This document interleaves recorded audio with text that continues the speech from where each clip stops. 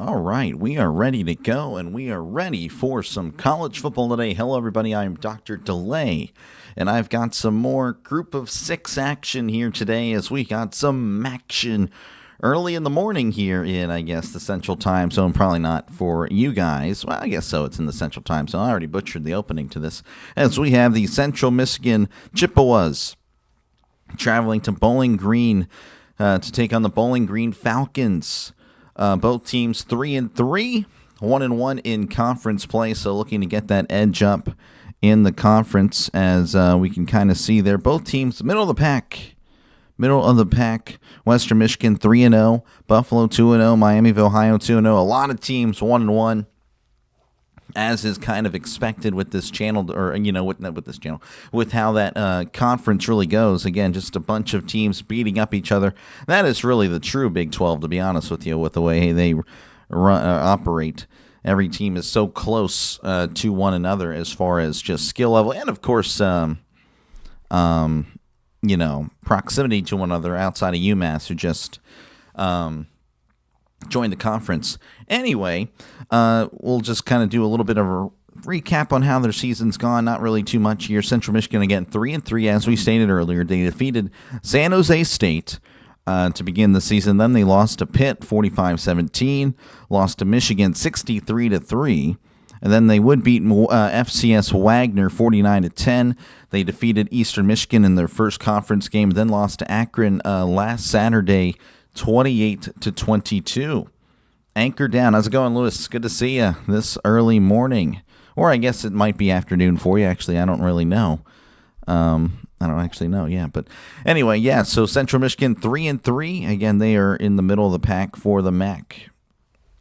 And, of course, the hosts, Bowling Green, they defeated FCS Lafayette 26-7. Then they lost to Cincinnati 34-20. They would go on and defeat Liberty 23-13, then lose to Louisville 40-17, losing to Ohio in their first game in the MAC, and then would bounce back and beat Toledo, who many people thought would be the favorite and probably go undefeated in the MAC prior to the season, but that is not the case, as they did again defeated Toledo 28-23. Of course, they play Central Michigan today, which is what we're covering. And both teams 3-3 in the regular season, 1-1 in conference play. So again, looking to get a leg up. A loss, I mean, it's not over. I mean, you can still go 6-2 and easily contend for the conference championship, because again, all the teams really are just so balanced and so just equal to one another. That is really how the MAC is. But yeah, we'll see how it goes today. Hopefully, if you do like what you see, folks, you'll like and subscribe if you haven't done so already. A little bit of notes here. I didn't really get too much. Bowling Green, 127th in the FBS in offense, so not very good at all. And then, of course, 83rd in defense for Central Michigan, 107th in offense. Of course, this is by yards, not scoring. And then 86th on defense. So really just a battle of teams that have struggled. This is not the first time I believe I've covered Bowling Green before. So, hey, if I'm somewhat familiar. I mean, I don't really recall, to be honest with you. It has been a good bit. Yeah, it was Bowling Green and Ohio. Covered that game. But yeah, we'll see how it goes. We'll see how it goes here on the channel for this game. Hopefully it's a good game. That's all we can hope for. Carson Beck for Heisman. Oh yeah, down goes the U. I was very happy about that. I'm not a Miami guy at all. It's good when they're good, I believe that, but I'm just not a fan. Not a fan of Miami. Again, a lot of good games today. Draven, of course, will probably be looking at that Penn State-Iowa game, as Iowa looks to keep their college playoff hopes alive. Pretty much another loss and they would be done, as you're not getting in with 3 losses. I mean, the SEC might. That would cause a lot of problems, I think. I would go crazy. I would go ballistic if a 9-3 SEC team made it. All right, looks like we're about to kick things off here. Central Michigan with their uniforms looking a lot like the Redskins, so W for them. Big W with their maroon helmets, white jerseys, red pants, Bowling Green with some nice, they look kind of like the Browns here. So I guess you can say it's the Redskins and the Browns as there's the kickoff, and that is booted out of the end zone for a touchback. And, of course, the field doesn't want to show up. We will make sure to head over to somewhere that will, a.k.a. cbssports.com. That way you have a mini field, which I know it's not the best, but it would be something, or at least provide the stats. Maybe it won't. I don't know. Maybe it doesn't want to.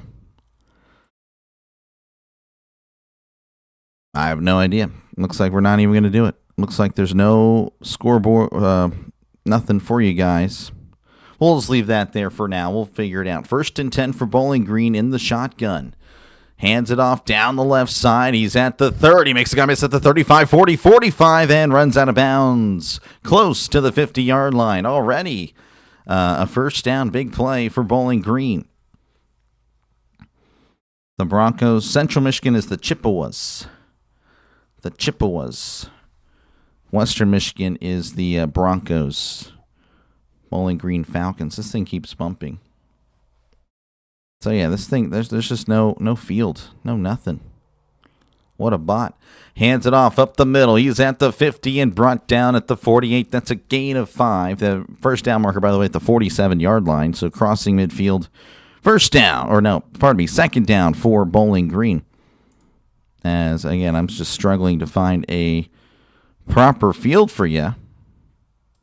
Let's go ahead and click on that. We're just going to confuse the heck out of it. Watch this. Watch this, chat. 2nd and 5. RPO. The quarterback held on, and it was a mistake. Down he goes. Sack. So heavy pressure there by Central Michigan. And nothing doing. Good morning, Dr. D. Let's go, Rebels. Yep. Hey, they're looking to stay alive here. Never mind. I see the name now. Yep. How about this Dodgers? Yep, the sweep. Oh, I feel so bad for the Brewers. Well, congratulations to you, David, and good luck for the, of course, you're waiting the results in the ALCS. 3rd and 13, ball at the 44. And he's going to keep it on the RPOs at the 45, the 50. Trying to fight forward. Oh, he's going to get the first down a little bit more. He's still in bounds and walks out of bounds. He definitely got the first down. Didn't look like he would, but Anderson just kept moving the feet. But there is a flag on the play. That is going to be a killer. That is definitely going to be a killer. That was very, very nice play by Anderson, but unfortunately, I believe there's going to be a hold.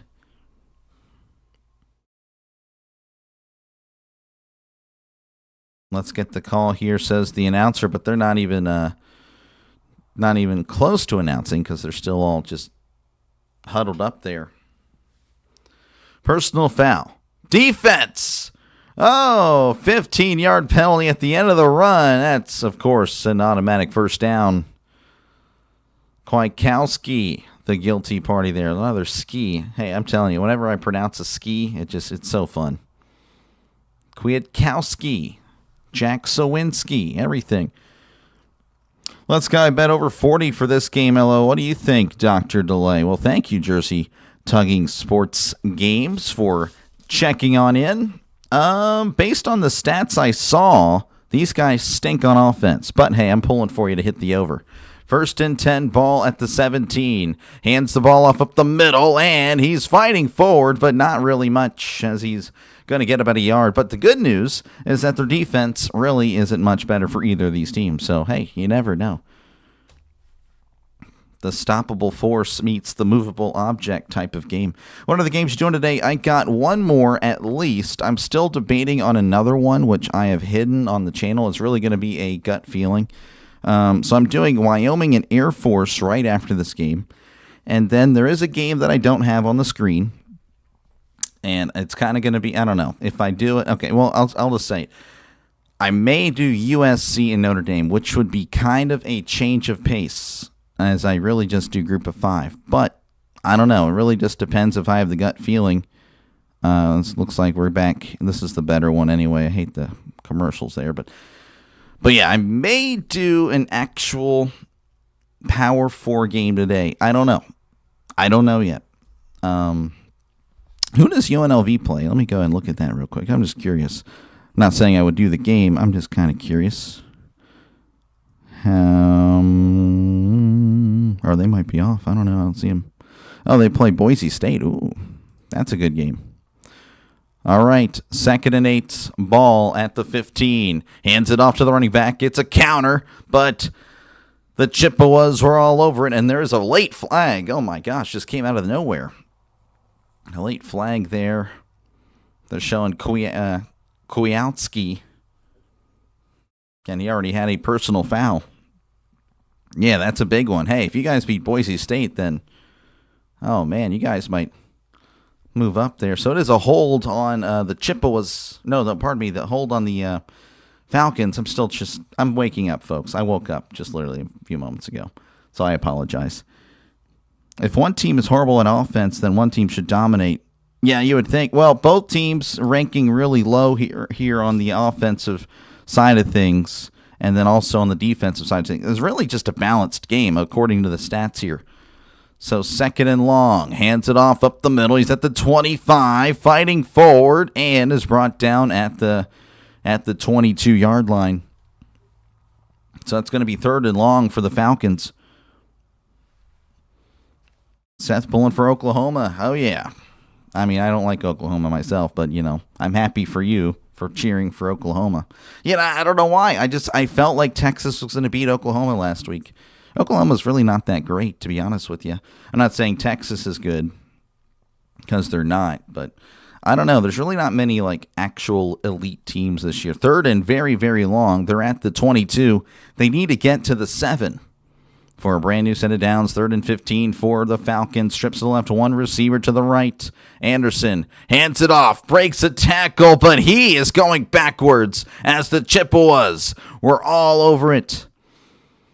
Kwiatkowski on the tackle. Again, Kwiatkowski, we've already called his name 3 times. It's because of the last name ending in ski. I'm telling you, whenever there's a guy with a Polish or something last name, they usually pop off on the channel. I have no idea why.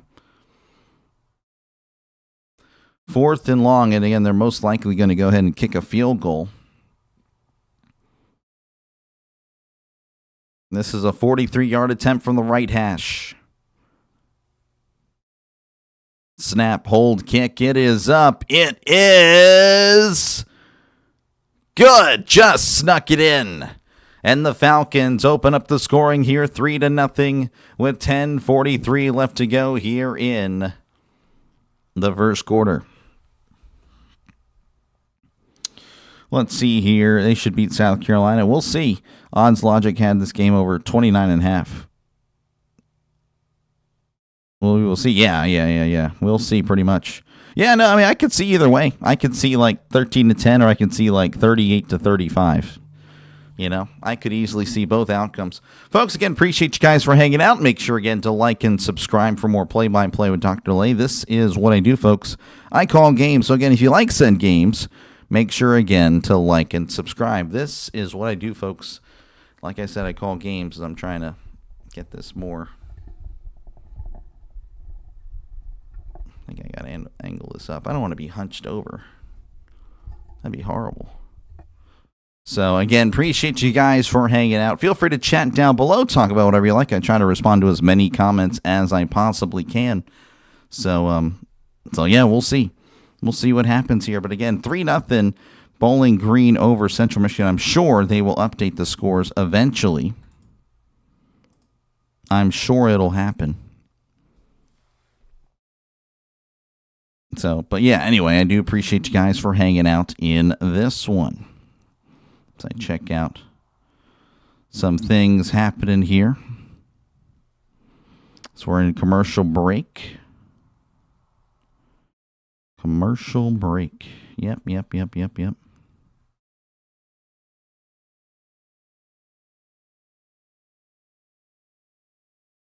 Man.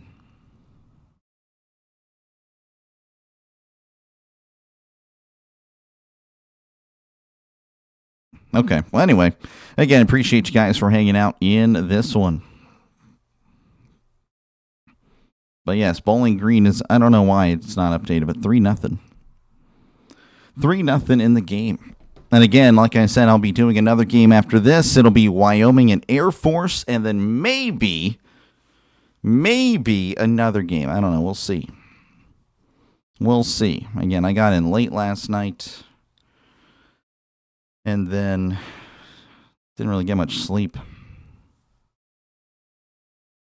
As we're returning action again, Bowling Green up 3-0. I guess I'll just have to leave up the other scoreboard because I don't know why in the world it's not updating on ESPN. They were updating so well there, and then all of a sudden they stopped updating the game. And, of course, my scoreboard's connected to ESPN, which makes no sense why it's not updated. So 3-0, Bowling Green. Showing here Eddie and Eric George. Of course, they are connected to Bowling Green.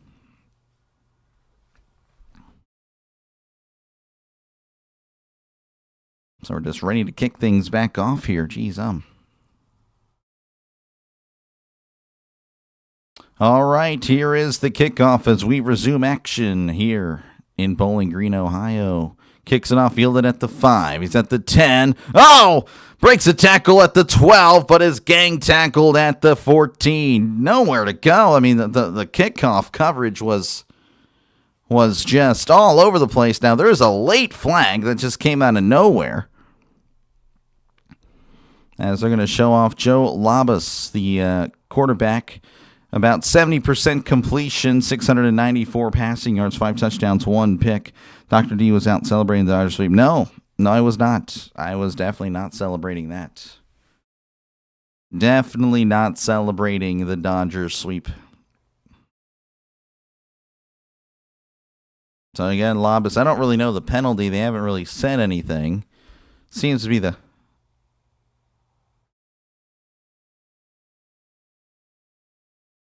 Oh, wow, a sideline warning. And they're going to re-kick because, again, the coverage of, Bowling Green. And I couldn't tell you what the actual penalty was. I just know that they're re-kicking Bowling Green from the Natty or what? I would say so. Bowling Green's about to run the table, folks. How did the Friday night game go? Yes, it was terrible. I've never went to a place that featured so many stuck-up, just horrible, stuck-up human beings. Honestly, they are the most arrogant people I have ever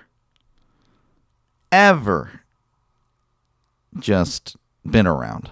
I mean, that was absolutely, I hated it. I hated that experience. That was one of the worst things. I never want to return there. I never want to go back to that place, to be honest with you. That was horrible. One of the worst things I ever experienced, to be honest. The players, the fans, the people in the press box, everything, the coaches, horrible. Anyway, fielded at the 10. He's at the 15, the 20, 25, 30, and stumbles at the 31-yard line. Grandma birthday's coming. Well, happy birthday to Seth's grandma. Oh, yeah, no, it was horrible. I mean, these guys. I mean, it's unbelievable. I mean, I don't know. I hope they just get wrecked in the playoffs. They're going to go to the playoffs, and I hope they lose first round again. That's what they usually do. So it's going to be 1st and 10 for the Chippewas. Again, much better field position here after that initial kick return that got them to the 14. This one to the 30. In the shotgun, Labas going to keep it up the middle, and he's got some space at the 35 and brought down at the 36. That's a gain of 6 for the Chippewas. I think it's probably the only time I'll say Chippewas, every time I do a Central Michigan game, and then that's it. Let's go. Bowling Green voted Michigan, though. Okay, all right, there we go. Trying to keep it close. Yeah, the chat here. 73 votes, 73% of the votes for Bowling Green. 27% for Central Michigan. 2nd and 4 ball at the 36. Labas in the shotgun. 2 receivers left, 1 receiver to the right, sending a man in motion. Labas is going to keep it on the RPO, and he's going to have the first down. Ooh, took a late hit there See, the refs trying to grab their flag, but they're leaving it in like, oh, I guess it was kind of accidental. But again, a brand new set of downs for the Chippewas.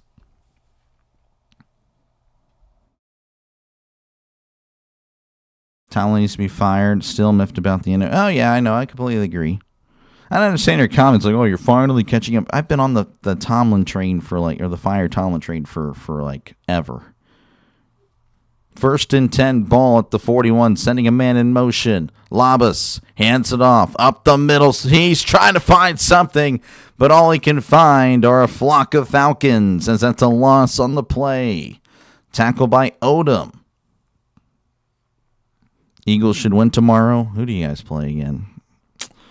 I made my pick 'em and already 0 for 1 because, again, I picked the Steelers, like an idiot. And, yeah. Didn't work out. Didn't think Flacco would just dice up the Steelers, but that's my mistake. I forgot the Steelers are the Steelers. 2nd and 11 ball at the 40. Labas in the shotgun, sending a man in motion. Labas fakes the handoff and keeps it and is going to fight forward to maybe the original line of scrimmage as he's driven backwards. I think they're going to give him forward progress. So 3rd and long coming up for the Chippewas.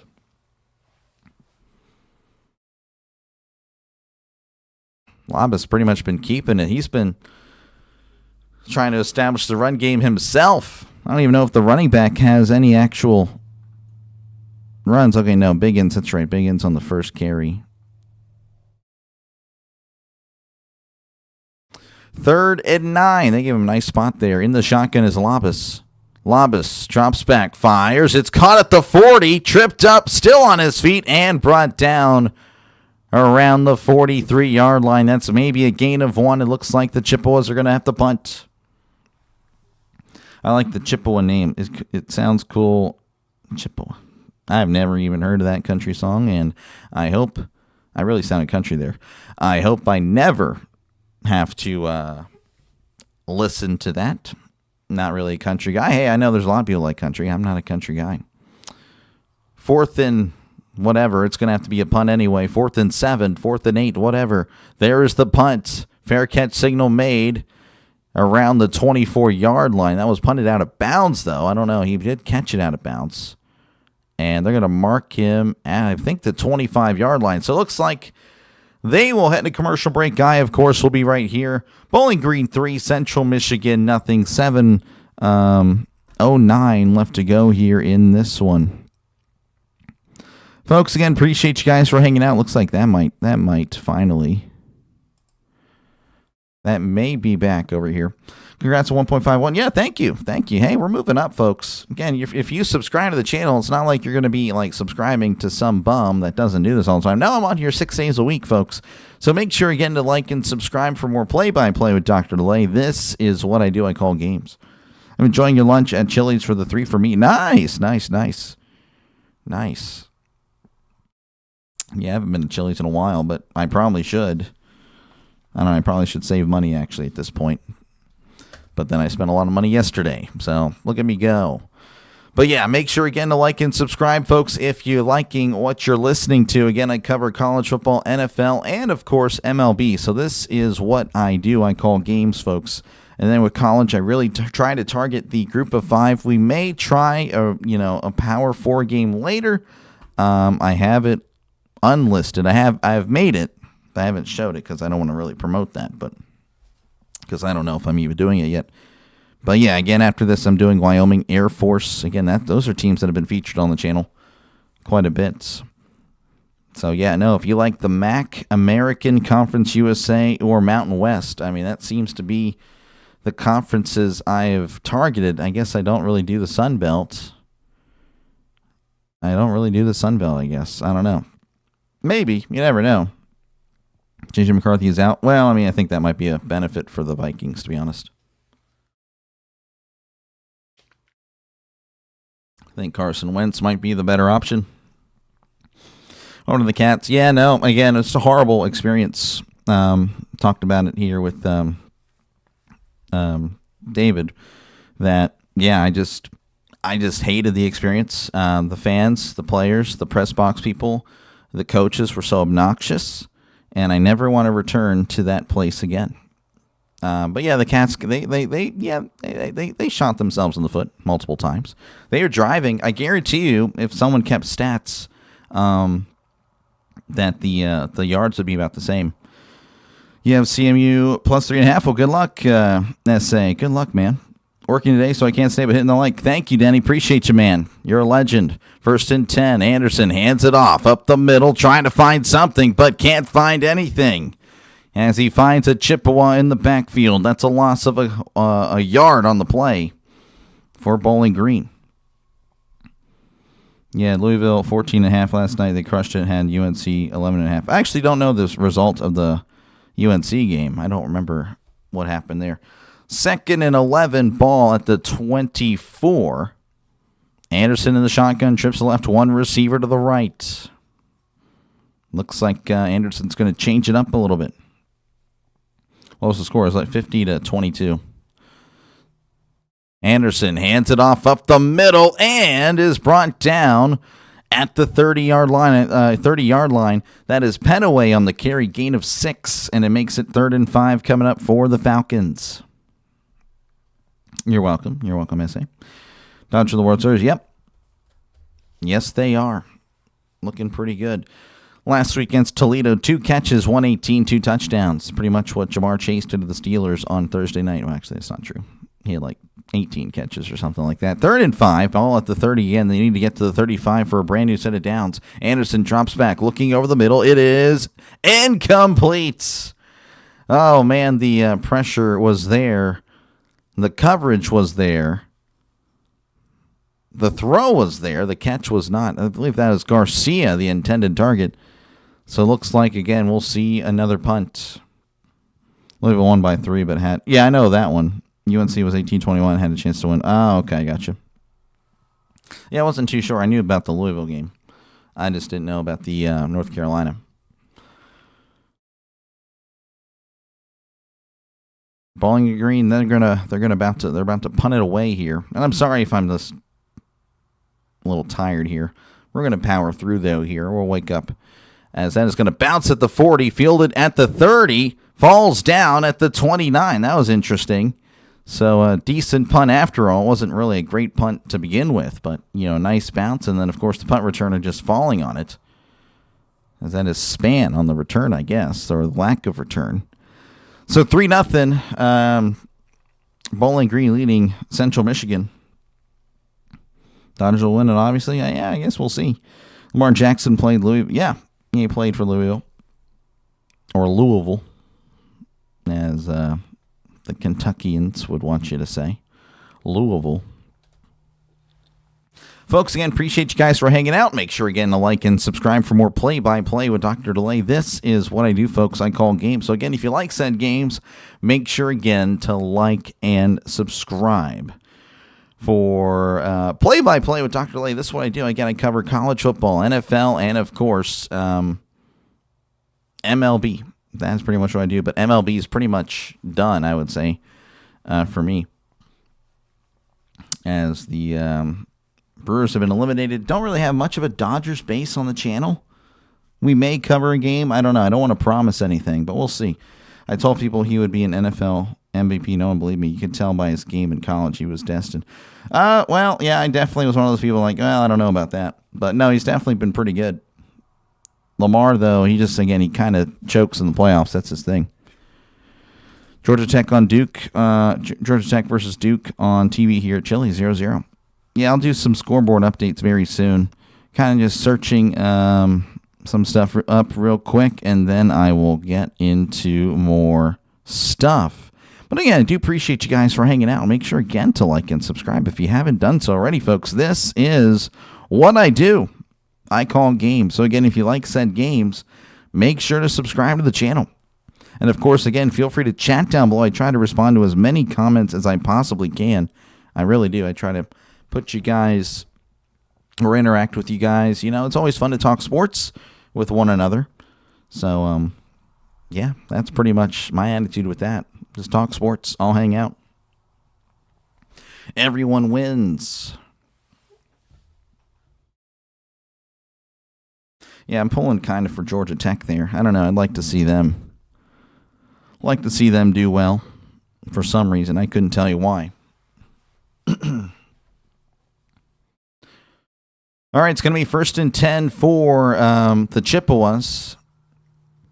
Labas having a little word there with the referee as he's in the shotgun. Trips to the right, tight end in tight. Labas is going to keep it himself up the middle. And again, not really much happening as Pascal says something. Oh, wait, that was not Labas. That was Flores. Maybe that's why. Okay.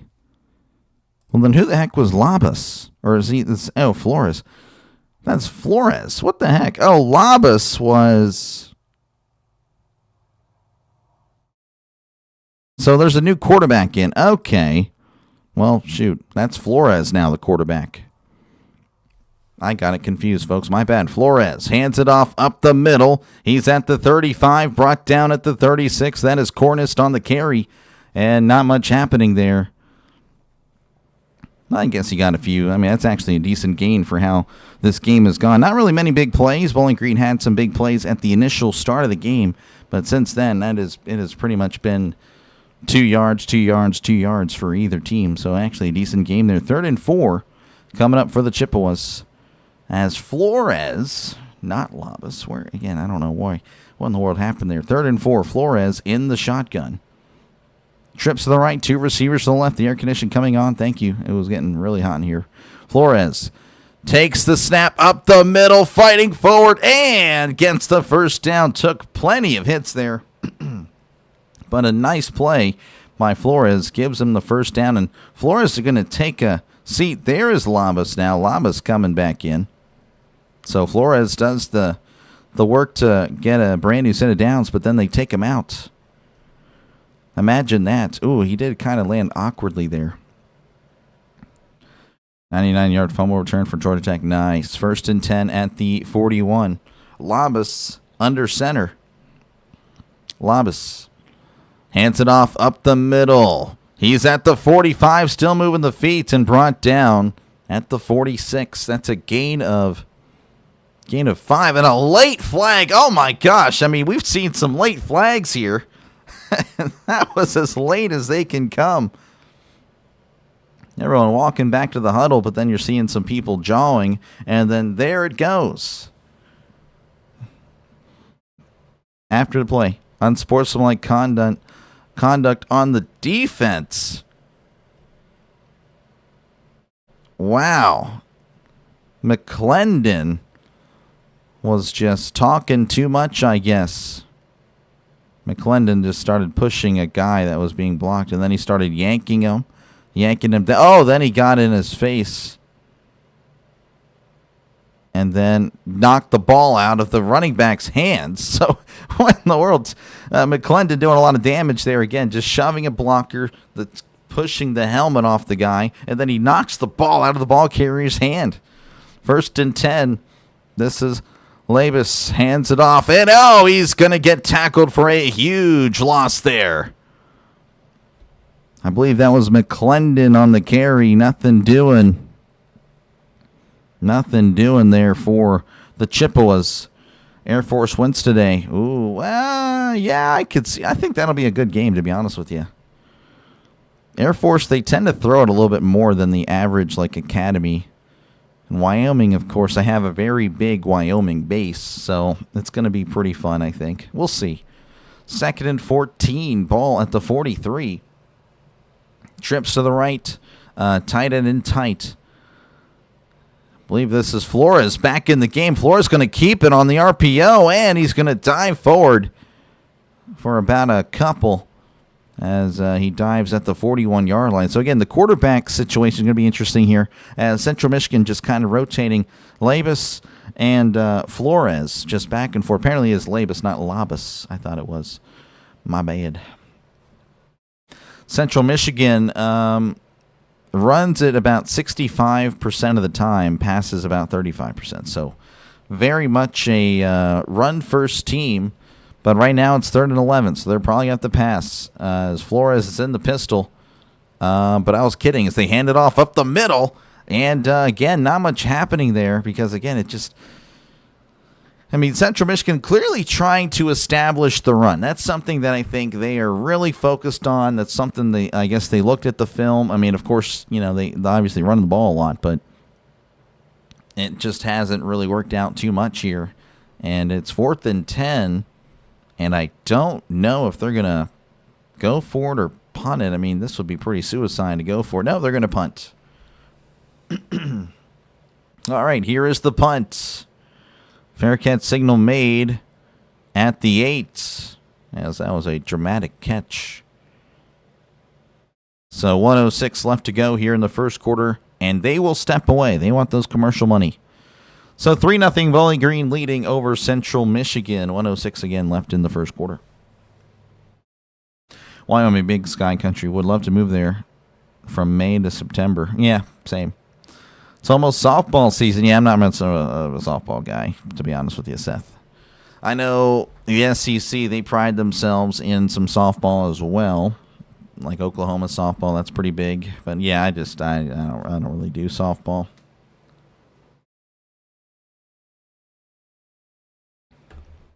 Folks, again, appreciate you guys for hanging out. Make sure, again, to leave a like and, of course, subscribe to the channel if you haven't done so already. This is what I do, folks. I call games. So, again, if you like said games, make sure to subscribe. Again, I've been really covering a lot of the group of 5, so don't feel like it's like, oh, well, this guy, just another college guy that does all the big games. No, that's actually not true. I actually cover for the most part on college. A lot of the group of 5. Later today, right after this one, actually, I'll be doing Wyoming and Air Force. And then maybe later tonight do a big game. But that would be a first, really, for the channel. Again, last week did Air Force, UNLV, Charlotte and Army, Fresno State, Colorado State. And then UNLV, Wyoming a few weeks ago, which I had to do another baseball game that day. But again, I really bounce around again. Washington State, Colorado State, Bowling Green, Ohio. I've already done, again, Bowling Green. So... But yeah, I try to cover as much as I possibly can.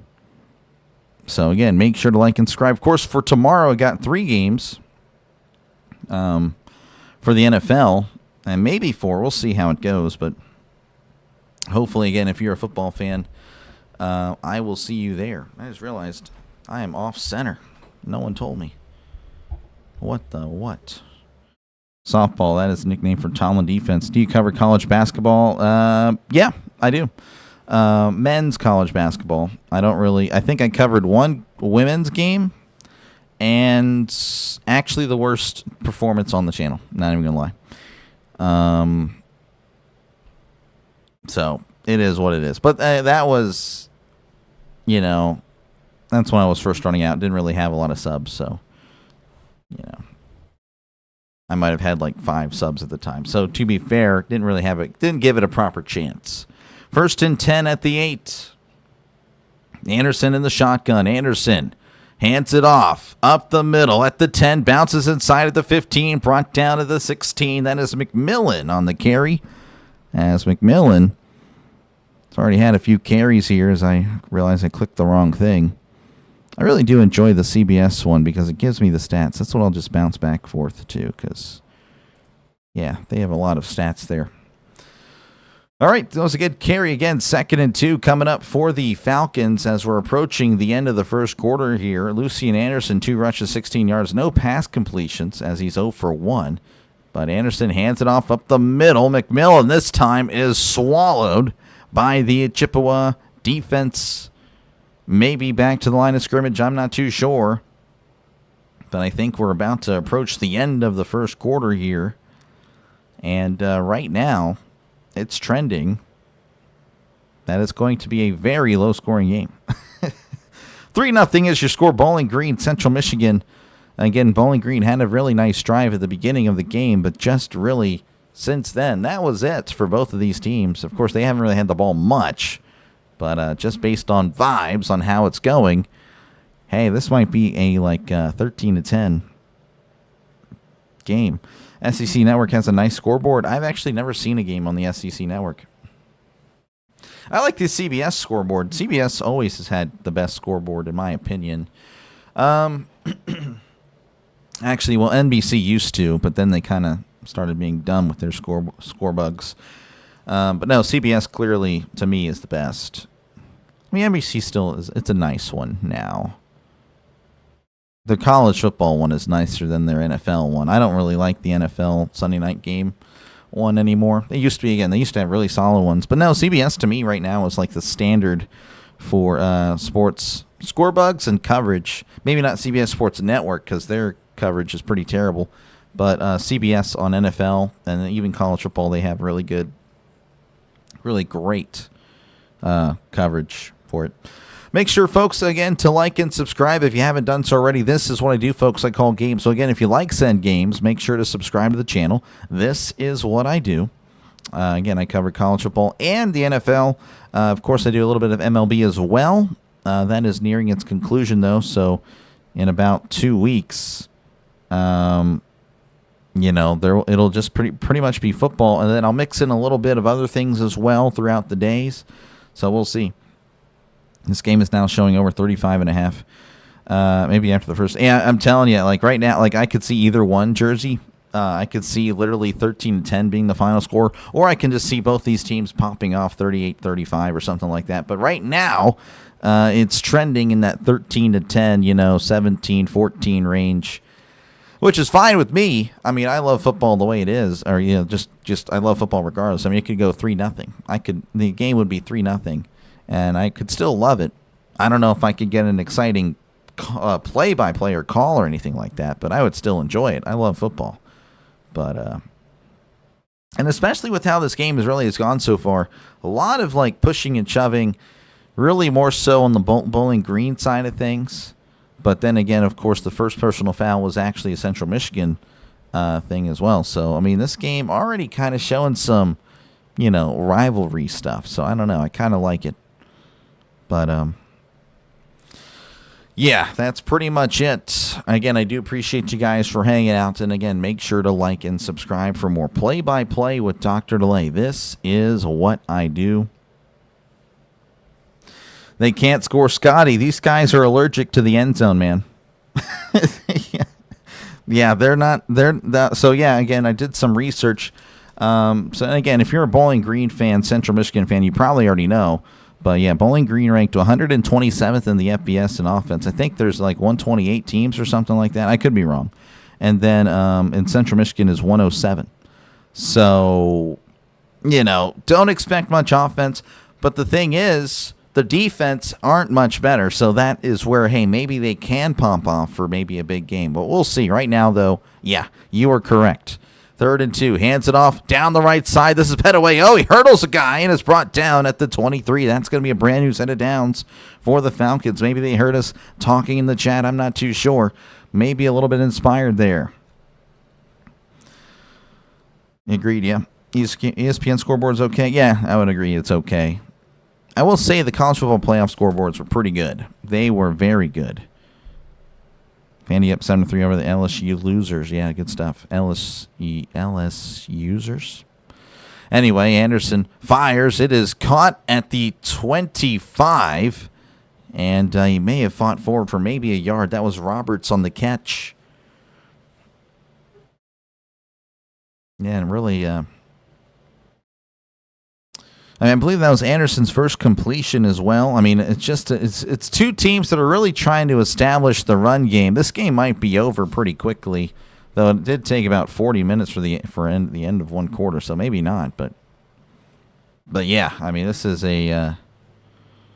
this is something else. 2nd and 7, ball to 26. Anderson drops back. It's a screen. Oh, and it's intercepted. It finds Kowalski. He's at the 10, the 5, extending. Did he get in?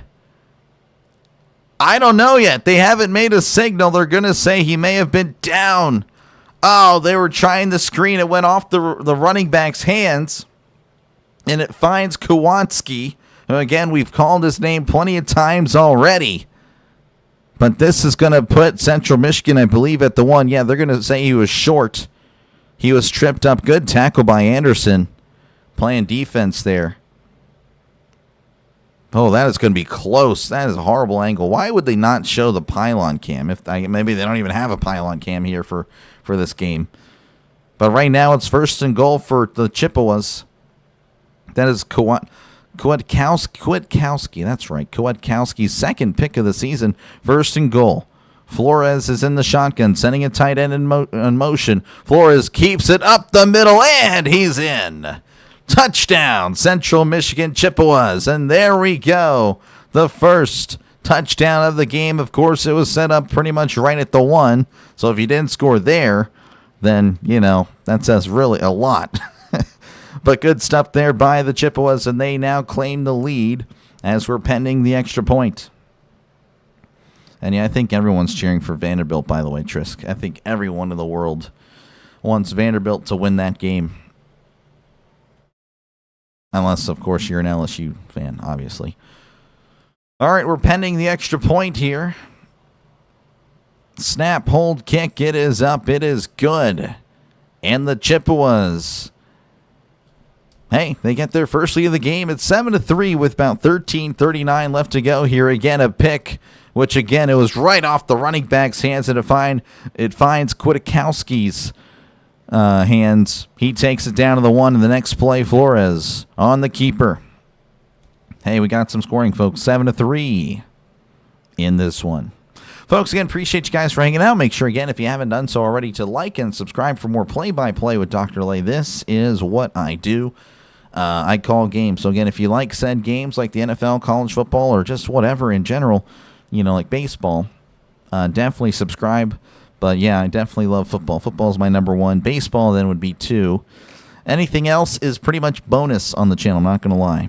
But, so, yeah, we'll see on what happens there. But yeah, make sure, again, to like and subscribe. Again, I've been doing this since March, and we are definitely a channel on the rise as over, I guess it would be now 1,200 subscribers. Yeah, 1,200 subscribers in the last 10 weeks. So, again, a channel on the rise, so it's not like you're going to be subscribing to some bum. I assure you. No, you're subscribing to a channel on the rise. Again, tomorrow, as you can see, I got 3 games happening. Rams, Jaguars in the morning, Dolphins, Browns, and then the Packers and the Cardinals. And then Monday night, I'm actually going to do 2 games because the Brewers-Dodgers game or series has concluded. So I'll be doing both of those Monday night games. And then, of course, today I have another game right after this.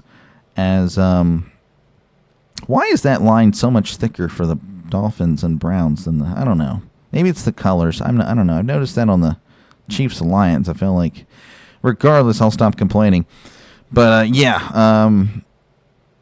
got the Wyoming Cowboys and the Air Force Falcons, and then maybe another game tonight. But again, I really try to target games that are really in the group of 5 that might not receive the same amount of coverage on YouTube as the other games. So that's pretty much where I come in.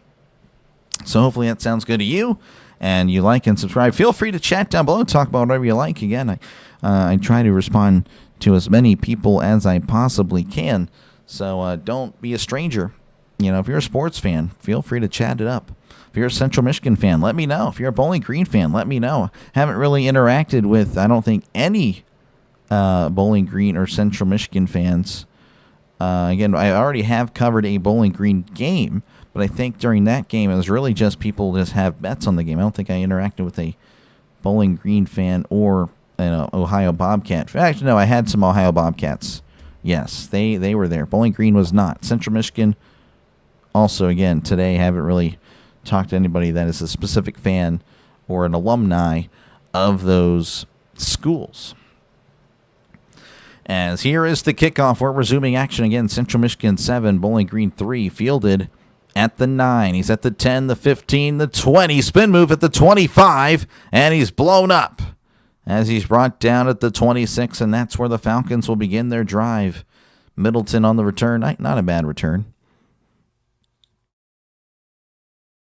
Showing the MAC standings. Again, Western Michigan on top, 3-0. Buffalo, Miami of Ohio also undefeated. And then a lot of 1-1s, including these 2 teams here. So, again, this is a big game, essentially, as that one, it would put them in the, of course, positive. But you don't want to be 1-2. Again, some 1-2 teams, and then there's a few 0-2s and 0-3s. UMass might be the worst team in the FBS. They are actually atrocious this year. 1st and 10, ball at the 26. Anderson hands it off down the left side. He's at the 30 and brought down at the 31. I believe that's McMillan. As McMillan and Kwiatkowski sharing a word. Again, Kwiatkowski has been pretty much the troublemaker on the Central Michigan Chippewas. He's been the one that's been mouthing and playing very physical and shoving after the play.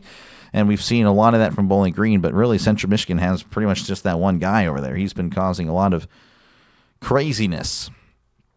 So they actually gave him 5 there. 2nd and 5, ball at the 31. Anderson in the pistol. Anderson hands it off up the middle. Oh, and he's blown up. He didn't have a chance as soon as he got the ball. The Chippewas were all over him. Jeffrey, fire up CMU. Okay, hey, Jeffrey may be a Central Michigan fan. There we go. Well, welcome on in, Jeffrey. Hopefully I'm doing a decent job covering the game. Obviously, it's not the same thing as like listening on the radio with the crowd noise and all the whistles and all the band, but I try the best I can here. The imitation of that. 3rd and 7, ball to 29. Anderson. Oh, and the ball's loose. And the Chippewas have recovered, but there is a flag. So what in the world just happened there? I don't know. There's some commotion. False start.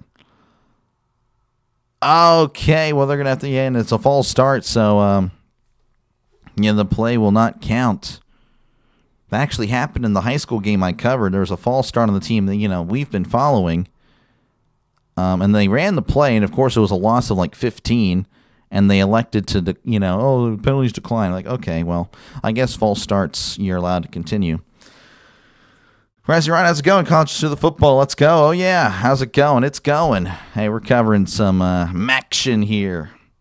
3rd and 12, ball at the 24. They need to get to the 36. Anderson drops back, looking to his right. Fires. It's caught at the 29, but he's blown up immediately as Span is there on the tackle. And again, he also spreading some of his wisdom, I would say, to the receiver, as there was a lot of talking there, a lot of jawing back and forth, a lot of pushing and shoving. So I really do believe, the offenses, again, might not be all that great, but we might see some fireworks here with how these teams have pretty much played today. But good to see you, Rising Ryan. Appreciate it. I live by UCF, but I don't do the games. I don't go to the games. As there's the bunt. Hold on one sec. Fair catch signal made at the 20, so that's where the Chippewas will begin their drive. Although I know a lot of people who do. The home games are always crazy. Okay, that's pretty cool. I've yet to cover a UCF game. I have a CMU fan student. You're doing great. Thank you, Jeffrey. Appreciate it, man. Appreciate it. Again, I try to interact with you guys as much as I can. Make sure, again, if you do enjoy the broadcast, to like and subscribe. Really, again, when it comes to college football, I target certain games, for the channel. I'm trying to grow this already growing channel. Again, 1,200 subs in the last 2 months. So we are, or I should say 10 weeks. Yeah, that's more accurate. So again, we are growing. And, it's hit and miss when it comes to college. I'm sure you guys can know why. You search up certain games. Oh, there's a legal stream there. There's a legal stream here. So, again, try to target games that I feel like may not be covered by, either a lot of streamers or, by a lot of stuff on YouTube. And it's hit and miss. It's hit and miss. But, hey, it is what it is. But, again, hopefully you enjoy the content. And hopefully you like and subscribe. Do kind of field goal blocked. Wow, let's go. Let's go, Georgia Tech. Again, I'm not like a Georgia Tech fan, but I'm pulling for them for no reason. I don't really have a reason. But yeah, again, feel free to subscribe. Again, I do NFL and college football tomorrow, doing at least 3. I don't know if I do 4. We will see, as I got Rams, Jaguars in the morning, Dolphins, Browns, which should be pretty interesting. Apparently, there's supposedly like 50-mile-per-hour winds happening tomorrow. So it might end like 3-0, but I'll tell you what, that'll be fun. And then Packers, Cardinals in the afternoon. And then after this one, I'm going straight into the Mountain West. Or again, I have a nice little Mountain West following here on the channel. And then Air Force. This will be the 3rd game for each of those. So again, might have a decent game there. Again, both teams. Air Force actually has an exciting offense. Wyoming has struggled on the offensive side of things, but their defense, not too shabby. Not too shabby. So we'll see how that game goes. Got to find the right game to stream and hope it hits. That's pretty much it. That is pretty much it. So we'll see. We'll see plenty of action here, or MACtion, I should say. Showing off the top 10, of course, in all of college football. Miami losing last night. Oh, I loved it myself. That's good stuff. I'm not a Miami guy. LSU leading Vanderbilt 10-7, so that's unfortunate. But everyone's in action today. Everyone is in action, especially in the MACtion. East North Carolina fans are trying to push the search engine Duke go, but they can't. Duke go. I have no idea what that means, to be honest. Oh, duck go. I gotcha. This guy.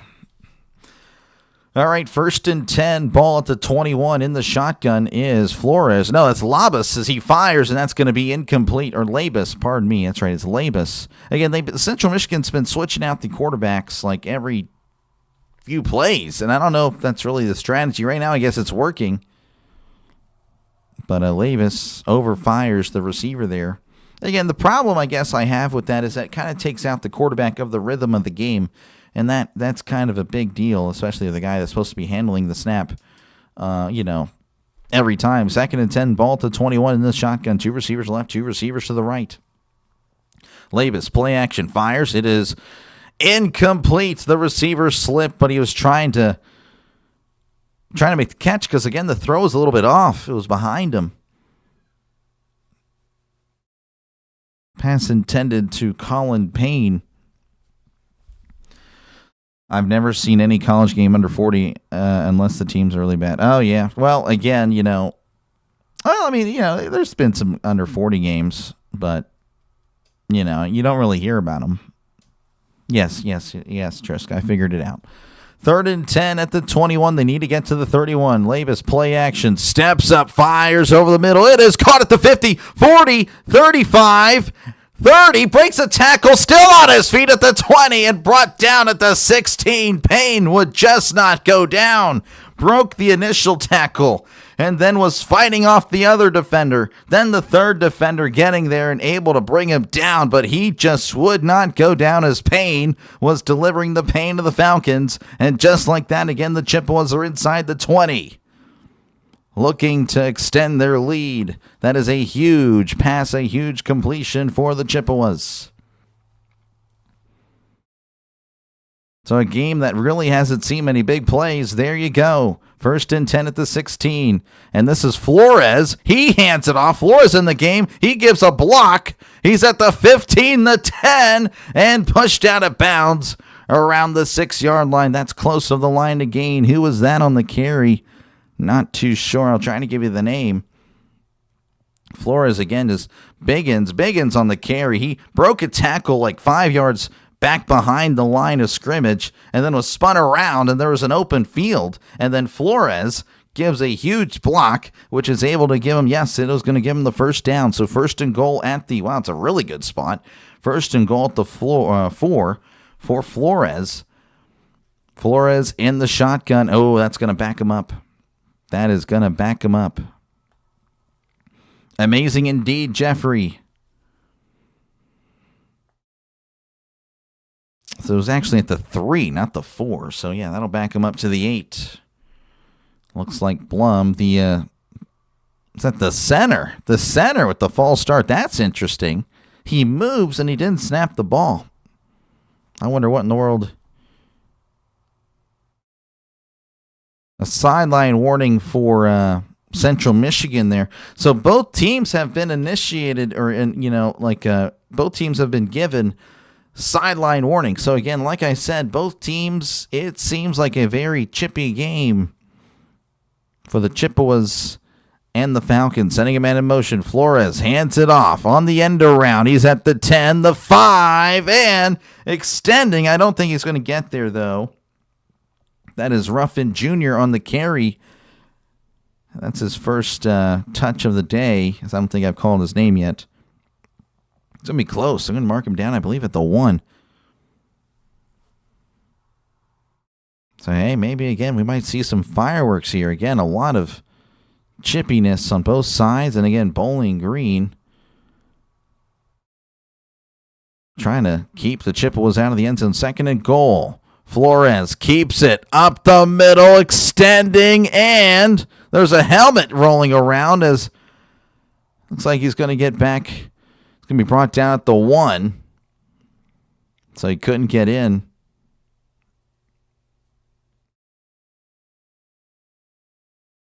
Just a lot of bodies. Again, just a lot of stuff happening there.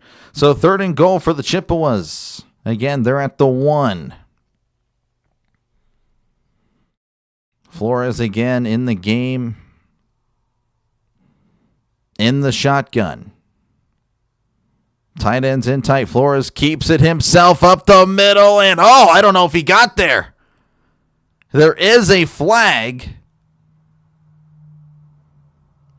He may have gotten a half yard. I'm not too sure. Offsides on the defense. Oh, that's a killer. Just when you think they were going to force 4th and goal. Instead, it's just half the distance, and then it's another try on 3rd and goal. And that was a good defense there. This guy left the bodies at the floor. I saw a parody of that. I Can Only Count to 4, I think. That was actually a pretty interesting song there. I Can Only Count to 4. It's actually an amazing song. Really weird, though. 3rd and goal at the inch line. As Flores is in the shotgun. Oh, there's some movement again. Oh, and then this again, a false start. But again, Bowling Green was hitting the guy in the head. But I don't think the ref saw that. Oh, my gosh. I mean, again, this is getting really chippy. Wow, the referee literally was right there. Wasn't even looking. That's actually amazing. It's like he wanted to ignore it. Oh, you know it? Yeah. I can only count to 4. I can only count to 4. Yeah, that was actually a crazy song. So again, 3rd and goal, and that's going to again back him up to the 6. It's just a lot of stuff here happening as Flores is in the shotgun. Flores going to keep it up the middle, fighting, extending, pushed in. Oh, what effort by the O-line. Touchdown, Central Michigan Chippewas, or so I think. There's a lot of whistles being blown as there's flags everywhere. Flags are flying. Again, this game has been chippy. Of course, you hear the Chippewa, okay, I was trying to do a play on words there, but not really. You can't really do that. Chippewas, chippy, But it has been a very chippy game. Again, Bowling Green and Central Michigan clearly don't like each other, or maybe this is just how these teams play. I'm not too sure. Someone make a touchdown. No, it's impossible, Jersey. But just kidding. We actually, again, just had one. But again, there's a flag. Good afternoon, Jonathan. Good to see you. Holyfield is a touchdown after the play. Unsportsmanlike defense. Number 44. That was Odom, and he's been a pretty good player for Bowling Green today. He's been in the backfield a lot. Oh, man, let's see what happens. So, again, he was on the bottom of a pile, and then we'll see what happens here. Oh, and then he literally starts pointing at a guy. Oh, and then he gets in his face. The guy's on the ground. What in the world was Odom doing? Anyway, we're about to attempt the extra point. It is up. It is good. 14-3, Central Michigan over Bowling Green. 8:04 left to go here in the second quarter. I think I butchered that. I can't really remember what I said, but it just didn't sound right. But anyway, it is what it is. 8:04 left to go here in the second quarter. Central Michigan with 14 unanswered. Jeffrey says, finally. Yeah, no, finally indeed. Well, this is definitely an interesting game. I'll tell you what. Definitely fun. Folks, if you like,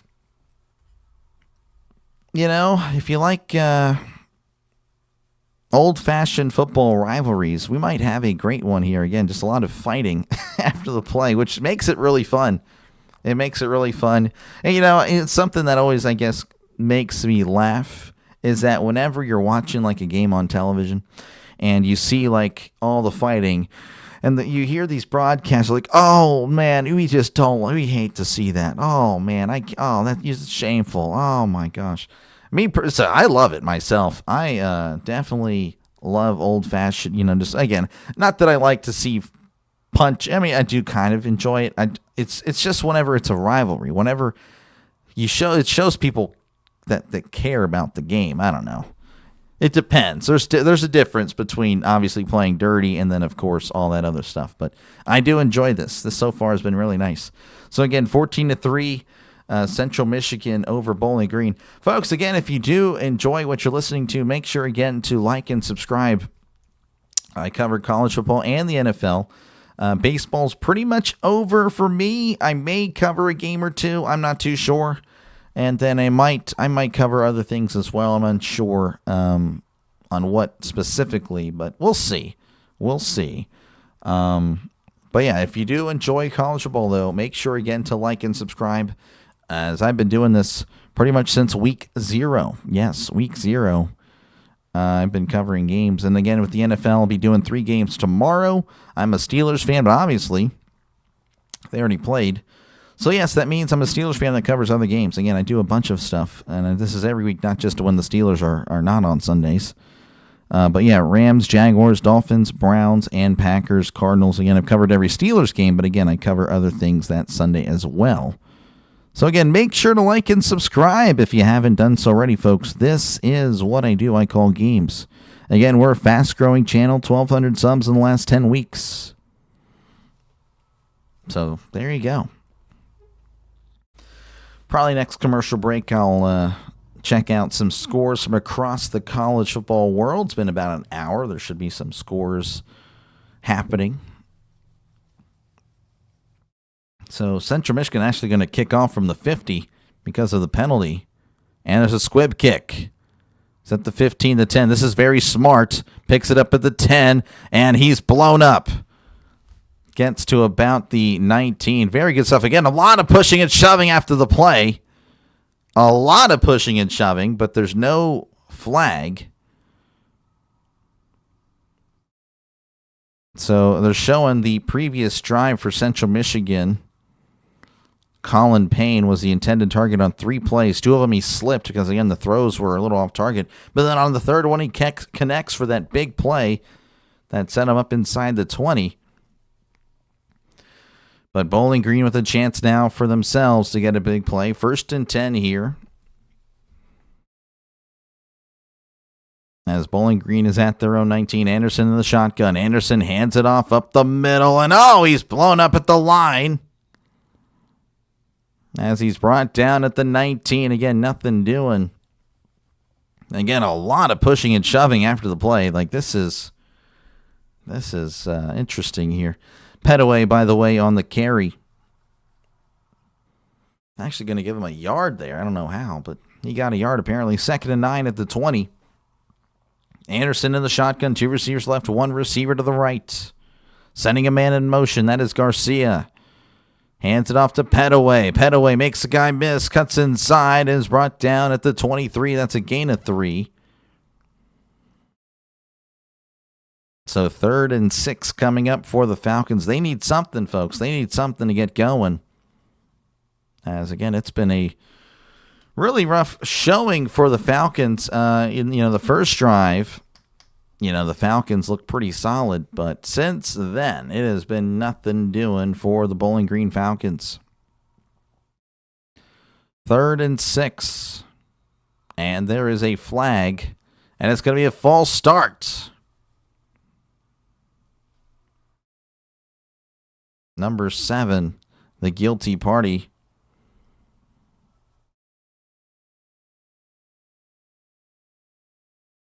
Showing the Central Michigan coach. He looks pretty happy, I would say. Tight end was the guilty party there. So, again, backing him up 5. So, 3rd and 11. Ball at the 18. They need to get to the 29. Anderson drops back, steps up. He's going to take off and run. He's at the 20, 25, and hit hard at the 27. That's going to be short of the line to gain. It's going to be 4th and 2 coming up for the Falcons. And, again, you really do want to go for it. But, again, you're deep in your own territory. It'd be pretty much suicide if you didn't get it. Washington, Michigan is the only game at 7-0 right now. That game scared me. Oh, do you have the over in that one too? Yeah, that one, I could have seen a hit in the under for sure. Both teams have great defenses. Washington's offense isn't too bad. They're okay. But both those teams are known for their defense. 4th and 2 again. They're going to punt it. Oh, the punter's taking off, and he does not get it. Oh, they went with the fake punt run with the punter. It doesn't work in Madden. It didn't work in NFL 2K many years ago. It doesn't work in College Football 26. It certainly doesn't work in real life, folks. Oh my goodness, what a disastrous call for Bowling Green. And now Central Michigan is going to have the ball with very favorable field position. Everybody was saying Bowling Green was going to win. I don't hear anything now. Yeah, that's right now it's been Central Michigan, 1st and 10 at the 27. Couldn't tell you if it's Flores or Labus in the game. It's Labus as he hands it off. Up the middle, this is Higgins. And he's going to get a few there. I think it's Higgins, right? Number 5. Or it might be Biggins or something. I don't remember, but it's a gain of 4 regardless. I'm trying to see the name. Biggins. Yeah, it is Biggins. That's right. Wow, yeah, I know. Sauce needs Bowling Green to win. Oh, man, Sauce. Well, Bowling Green, they stopped pretty much after the first drive. But, hey, you never know. Again, plenty of time left. But I'll tell you what, Central Michigan look really good right now. They look much better. 2nd and 6. And hands it off. There's a little bobbled snap, but he's able to recover. But not really much there as he loses 3 on the play. Marshall with the tackle in the backfield. Good stuff there by Bowling Green. Again, they took advantage of the bobbled snap. He couldn't focus on running. He's trying to focus on trying to get the ball back. So it's going to be 3rd and 9 coming up for the Chippewas. Facts, yeah, and is definitely not looking great for Bowling Green right now. Bowling Green leading in rushing yards, but again, they're not leading on the scoreboard, so they got to get something going. 3rd and 9, ball at the 26. They need to get to the 17 for a brand new set of downs. Labus in the game. Labus going to keep it up the middle, and he's still on his feet, but he's brought down at the 20. So a nice gain there of 7, but that's going to be well short of the line to gain. They may have to settle for 3, which that is a unfortunate. You get the ball with such favorable field position. You definitely want to try to punch it in, but no, it's a 3 and out. But they again will probably get the 3. I hope they can come back for you, Sauce. I mixed these two teams. Oh, okay. Gotcha. This is Cade Graham. About a 38-yard attempt from the right hash. Snap, hold, kick. It is up. It is hooking, and it is good. So 17-3 with 3:48 left to go here in the second quarter. As again, it's really been all Central Michigan. 17 unanswered for the Chippewas. Eddie George high-fiving all of his Falcons. They'll step away. I, of course, will be right here. Bowling Green do play late in games. Okay, well, that'll make it interesting then if that's the case. Right now, yeah, Bowling Green, they have struggled. They looked pretty good on the opening drive, but since then, since the scripted plays, I guess, it has been a disaster for Bowling Green. Can kind of show you here. We get not much offense. Well, that's not updated, I don't think. Let me go ahead and update that. Maybe. Okay, so yeah, 121 for the Chippewas, 89. So, I mean, it's not really that far off. I mean, it's only a 32-yard difference, but it feels like much more. And again, 63 of those yards for Central Michigan came off one play as well. So you can make the argument that, yeah, actually Bowling Green's the one moving the ball well, but the Chippewas have had really favorable field position as there is the kickoff. Fielded at the 15. He's at the 20. the 25, and is brought down at the 26 for a brand new set of downs. So Bowling Green coming out, and again, they need to get something going. I mean, I'm sure they'll take a field goal, but geez, it's been a rough showing for the Falcons. Folks, again, if you haven't done so already, make sure, again, to leave a like and, of course, subscribe. This is what I do. I call games, again, college football, NFL. For college football, I mostly do group of 5 type of games, focus on games that might not receive the same amount of coverage as the other games, whether by streamers or whatnot. So, yeah, make sure, again, to hit the like button and subscribe. Doing Wyoming and Air Force after this. In the shotgun is Anderson. Anderson takes the snap, hands it off, bounces it outside. Oh, and he's blown up out of bounds, Roberts. Oh, and Roberts flexing in the guy's face because he didn't go down. No flags are being thrown. The referees having to get involved again. Both these guys, both these teams have just been so animated with one another. I mean, this is like Steelers, Ravens, Steelers, Bengals type of stuff here in the AFC North. 3rd and 8, ball at the 29. Oh, yeah, it is at the 29. That doesn't seem right, though. Anyway, it is what it is, as there's a flag, 2 flags. Probably going to be a false start again. Bowling Green has had some trouble here with, just moving before the ball has been snapped. So I'm imagining that's what it's going to be. Oh, offsides, they made contact. Okay, never mind. So that's going to move them up 5. That's interesting. Well, whatever. It is what it is. Well, regardless, it's going to be 2nd and 2 coming up for the Falcons. They're at the 34. Anderson keeps it, fires. It is caught at the 50, immediately brought down, but he will have the first down. That is Johnson with the catch. As there's a big play that the Falcons may have needed. As, again, the fans didn't really have much to cheer for here, but at least they're pointing, I guess, to a first down. That's all they can do. If they want to make it 10-14 for that. Oh, yeah. No, they need to. If they can score before, well, it'd be 10-17. But yeah, I get what you're saying. Like, touchdown makes it a 1-score game, then everything's all good as he hands it off up the middle, but he is blown up. Oh my goodness! Again, it's not been the first time we've seen that. We've seen it pretty much wherever they hand it off to the running back, and the Chippewas are already in the backfield. It is pretty bad offensive line play for Bowling Green. They're selling the parlay hard. I'm sorry, Carolina. GG's, I guess. I don't know. As it looks like there's going to be the 2-minute warning. If you correct me and say 2-minute timeout, you may just get banned, honestly, low-key. Probably not, but yeah. But yeah, 2-minute warning here. Central Michigan 17, Bowling Green 3. Bowling Green, though, with the ball around midfield. James, good to see you. How's it going? How's it going? Back for your 3rd straight game of college football. Again, folks, feel free to like and subscribe. Definitely helps the channel out a lot. We're a growing channel, believe it or not. Again, over 1,200 subs in the last 10 weeks.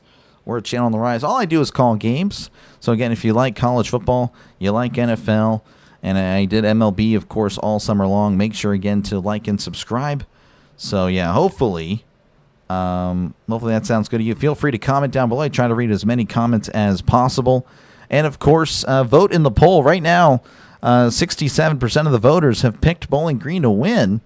Unfortunately for them, that is incorrect right now, as Central Michigan is up 17-3. Of course, again, Bowling Green is driving. Back for another great stream. Hopefully I do a good job here. I don't know. Today, I just woke up. I'm exhausted. I've been hitting good on the parlay tickets, but the downfall is lose one game in the whole ticket. Yep. Risk it all, but yeah, just one game. That's what makes the parlays so tough, but it's so rewarding, though. This guy gives the best college football. Yeah, appreciate it, man. I try. 60. This guy. Okay. I actually said that. Yeah, I don't even. Okay. But, yeah, again, appreciate you guys for hanging out. We'll go over some scores, I guess, at halftime. I thought I was going to go some scores now, but we'll just wait for halftime to fill some of that time in, because it's like a 30-minute halftime in college. I hate that. I hate that so much. Like, literally so boring. I don't know what to do.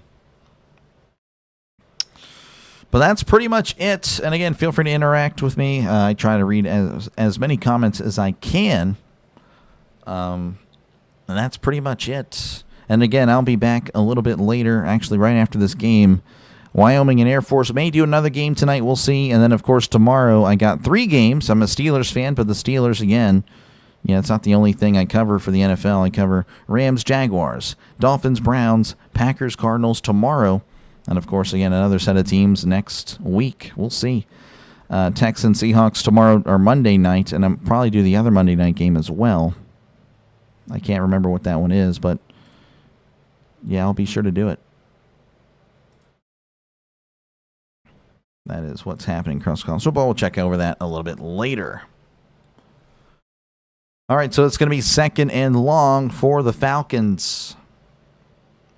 At the 49, Anderson moving to his right now, looking to his left, fires. It is caught. What a catch at the 40, and walks out of bounds at the 35. That's Roberts with a great catch and a great first down as Roberts trying to shush the Michigan team, despite Michigan being up by 14 points. Always gotta love that when they celebrate pretty crazily when they're down by plenty. It is what it is. 1st and 10 at the 35. Anderson in the shotgun. 2 receivers left, 2 receivers to the right. Anderson hands it off up the middle and just can't find anything but a bunch of Chippewas. Get a lot of pushing and shoving after the play. That's really been the norm. After every play, there's at least something. Roberts had nothing doing there on the ground. That is still in... I don't know if I got to refresh that or what. No, that's just frozen. That is just frozen. We'll go back over here where it's not frozen as much. Now it is frozen again. Okay, whatever. We're just going to keep it here as Anderson drops back. But there is actually a timeout. So they took a timeout right before that play started.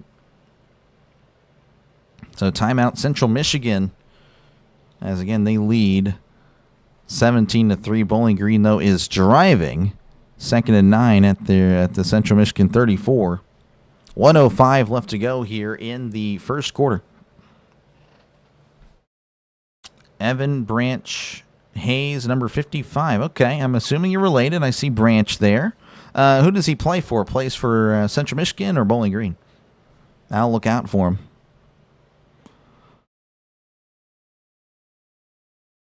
And what does he play? I'm assuming a linebacker. Or could be an offensive lineman, if I had to guess.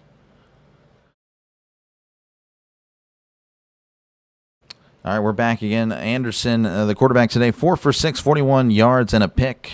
Of course, the pick was off the running back's hands. 2nd and 12. Anderson fires. It is caught at the 30 and immediately pushed out of bounds. So that's a gain of 4. That wasn't 2nd and 12 at all. That was wrong. So it was 2nd and 9. What the heck? They were way off there. So 3rd and 5 coming up for the Bowling Green Falcons. 1:02 left to go here in the second quarter. Bowling Green is 2 for 6 on the 3rd down. So again, they need to get something going here if they want a chance. 3rd and 5. Anderson in the shotgun, sending Garcia in motion. Anderson drops back, looking to his right, fires down the right side, and that is overthrown, incomplete. Pass intended for Hogan, but nothing doing there. It's 4th and 5 for Bowling Green, and looks like they may be bringing out the field goal unit. And you'll take what you can get. Again, it's been a rough. Going for him. You got to take the points. Jackson Cleathers made 13 field goals so far this year. 49-yard attempt from the right hash. This will be a tough kick for college, especially with the wide hash marks. 49-yard attempt. It is up. It is good. Oh, my goodness. Well, that guy might be going to the NFL, folks. Cleather, 49-yard attempt. He cleared it. So 53 seconds left to go here. Central Michigan 17, Bowling Green 6. Bowling Green plays for Bowling Green. Okay, I gotcha. Almost at half. Oh, yeah, we're almost there. Almost there. Game at 20 now, Dr. Lay. 20. Oh, yeah, you're right. Hey, I'm telling you. Hey, you know, it might be a sneaky game where we get a lot. Who gets the ball first next half? It's going to be Central Michigan, Robbie. Defensive line. Okay. All right. Well, hey, tell you what. Looks like he'll be on the field here soon because Central Michigan's going to get the ball back with 53 seconds left to go. Appreciate it. Again, you guys for chatting away. Feel free to comment down below. I try to read as many comments as I can. Of course, I'll prioritize calling the game because that's why you guys are here. But I will definitely try to interact with you guys as much as I can. Of course, again, I'm a neutral party, folks. So, again, if you're asking me who I'm pulling for or whatnot, you know, I have no dog in the fight. I'm just calling the game. That's what I do here. So, again, make sure to like and subscribe if you haven't done so already. As there's the kickoff, and that is booted out of the end zone for a touchback. So, again, the Chippewas leading 17-6. They'll have 53 seconds left to go and try to at least get themselves in field goal range. They have 2 timeouts. Of course, the clock, as you guys will know, will stop after a first down temporarily. So they can make it happen. The problem is, despite the score and despite how one-sided it may seem, as I'll show you here, Central Michigan actually has less total yards, so they've really been benefiting so far in this one from the field position that they've gotten, and 60 of those yards were on one big play. So really, they've actually struggled. As 1st and 10, ball at the 25. Labus hands it off to number 20, and he is blown up. Oh, that's a loss on the play. Loss of 4. That was...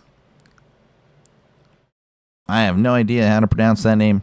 Esta, I think, with the tackle.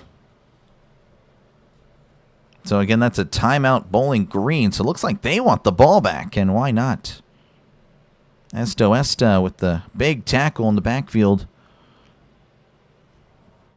Langston Lewis on the carry there. Just didn't go anywhere. Georgia Tech and Duke at 7. No idea why either had them over 50. Well, again, you never know. I mean, football, you never know how games can go, man. You never know. It could be a windy day, or maybe just like the teams are off. I mean, that's the thing, obviously these players are human, so, obviously just, they could have an off day. Some people are feeling 100%.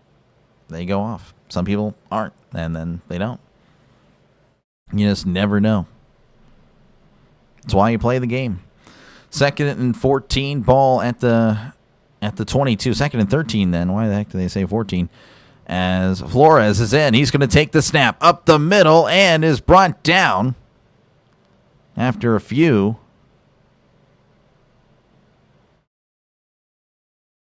Trying to see all that commotion there. Again, a lot of stuff. I see Branch Haynes there. There's Branch Haynes.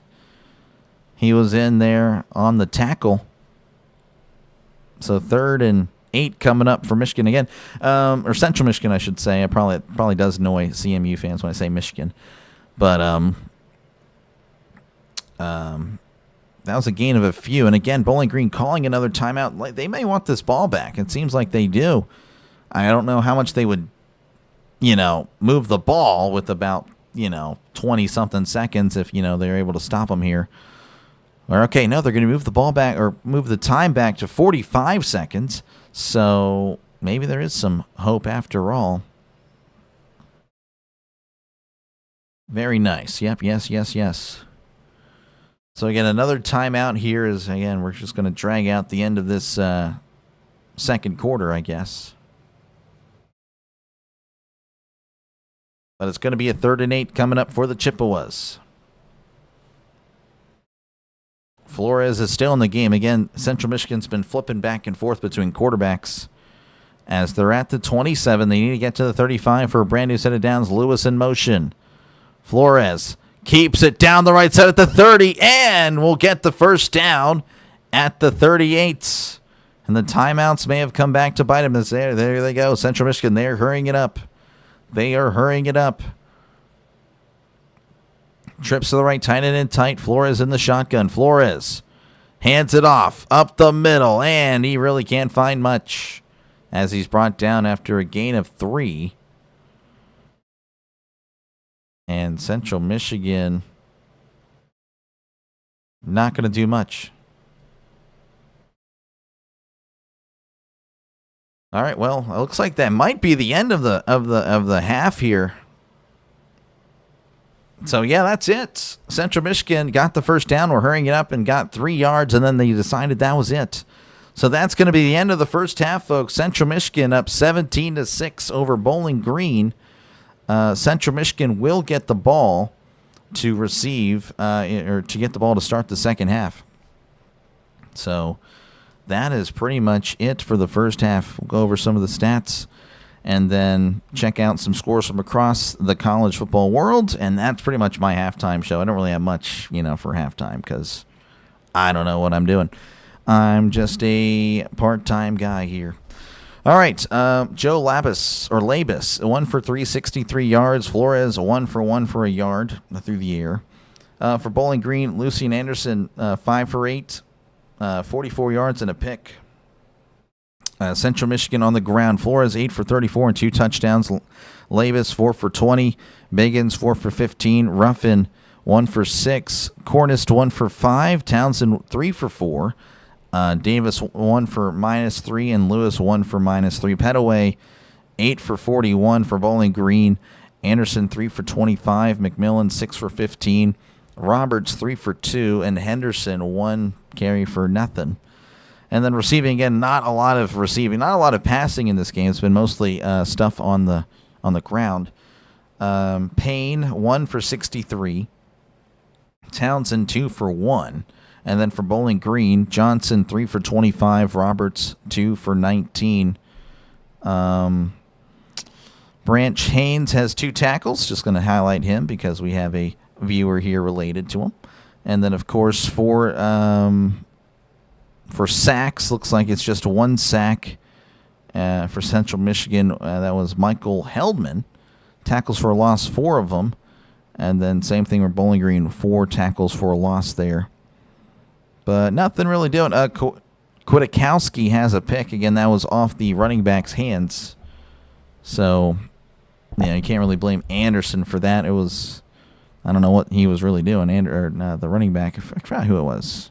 I think it was Petaway. May have been McMillan. I don't recall.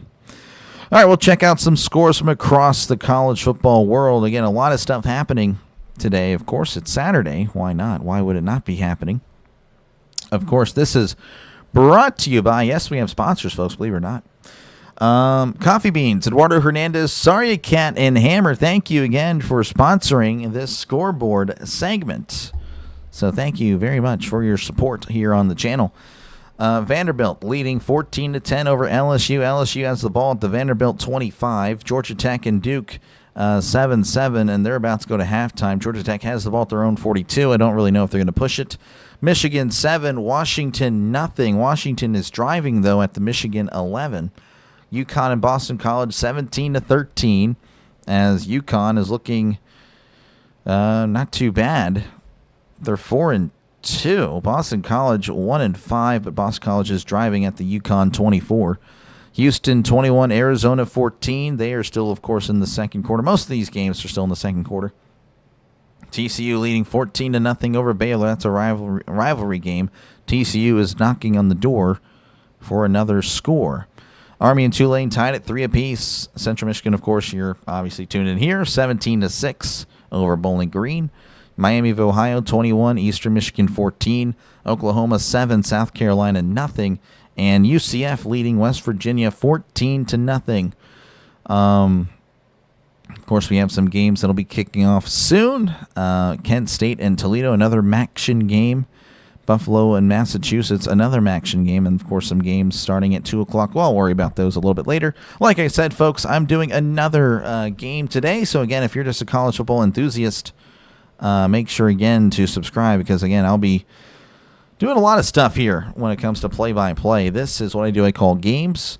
Doing Wyoming and Air Force right after this one. And, of course, for tomorrow for the NFL, we have Rams, Jaguars, Dolphins, Browns, and the Packers and the Cardinals on the channel. Monday Night Football, I'll actually be doing both Monday night games now that the Brewers-Dodgers series has concluded. I don't have to worry about doing a baseball game. So it's going to be strictly football on Monday. So, yes, Texans and the Seahawks. And then the other one, actually, I don't even remember what it is. Tampa Bay and Detroit. That should be a good one. Again, appreciate you guys for hanging out. Make sure, again, to like and subscribe for more play-by-play with DrDelay. This is what I do, folks. I call games. And we are a growing channel, 1,200 subs in the last 10 weeks. So, yeah, you will not be subscribing to some bum, I assure you.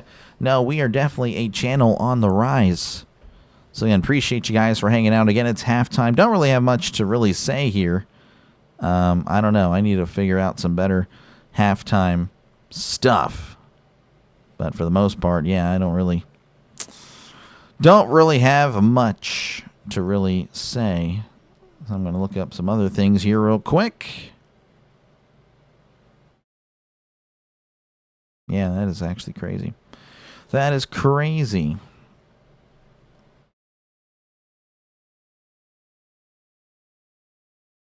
That's interesting. That is very interesting indeed. But anyway, again, appreciate you guys for hanging out and for this game. Again, feel free to chat down below, talk about whatever you like. Again, it's halftime. I got nothing on my end. I didn't mean to make a squeak there, but yeah, I really got nothing for you guys here. I mean, talk about the NFL, talk about whatever you'd like. Try to respond. I do have my pigskin pick'em for tomorrow's slate of games. Yeah, I'm already 0-1 because the Steelers decided to be the Steelers. Of course, most of America got that wrong, apparently. 88% picked the Steelers, beat the Bengals. Going with the Jaguars tomorrow in the Rams game. I'm covering that one, going with the upset there. I think it'll be a good game. We'll see. Saints and Bears. I mean, again, I'm going with the Bears. Just feeling that the Bears are much better than the Saints. Saints have been pretty terrible. Saints did beat the Giants, though. That was kind of random. But the Giants, I mean, I don't know if they're good or not, but they've been playing much better with Dart. Browns and Dolphins. The only reason I'm picking the Browns is because the Browns are really at home. Let's see. HBK Reese. Texas done for the season. Go Gators. Well, yeah, I would agree with that. Texas, are they? Well, hold on. Give me a sec. Let me actually look at this here. I don't have that's the standings here. I kind of want to look at Texas in theory. Well, wait, I'm assuming they play today. Texas and Florida? No. They already played. That's right. Yeah, Texas is 4-2. As stupid as it would be, HBK, Texas still has a chance to actually go to the playoff. As long as they don't get 3 losses. 3 losses is pretty much that magical number that, yeah, you're not going in. Texas at 4-2. They're clinging on to hope here. But they, in theory, still have a chance. Most of the SEC does, which is really dumb, but it is what it is. Texas playing at Kentucky, at Mississippi State. Then they host Vanderbilt. And then they go at Georgia, and they still have a decent schedule here, which, you know, next 2 games might not be the toughest, but we're told that the SEC, it just means more, so we'll see. Vanderbilt, we'll see how they are. Again, they've had a nice story this year. Of course, they're playing LSU right now, but LSU, I don't really think. Again, when it comes to the top end of college football, I personally don't believe there are a lot of, like, great teams. To me, it's Ohio State, and then I put Oregon in that category. But, you know, obviously they lost to Indiana. I still think Oregon's really good. I think Oregon is still a great team. It's just that's a tough loss at home to Indiana, who might be another legit team. I guess we'll see. I don't really know if Indiana plays anybody to finish the year, but, I mean, that was interesting there. So we'll see how that goes. But, yeah, I don't really buy Miami. Again, just thinking about the top teams there.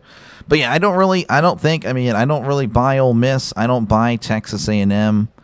Alabama, again, they lost to Florida State. Everyone forgot about that, I guess. I mean, they've obviously had some great wins since then.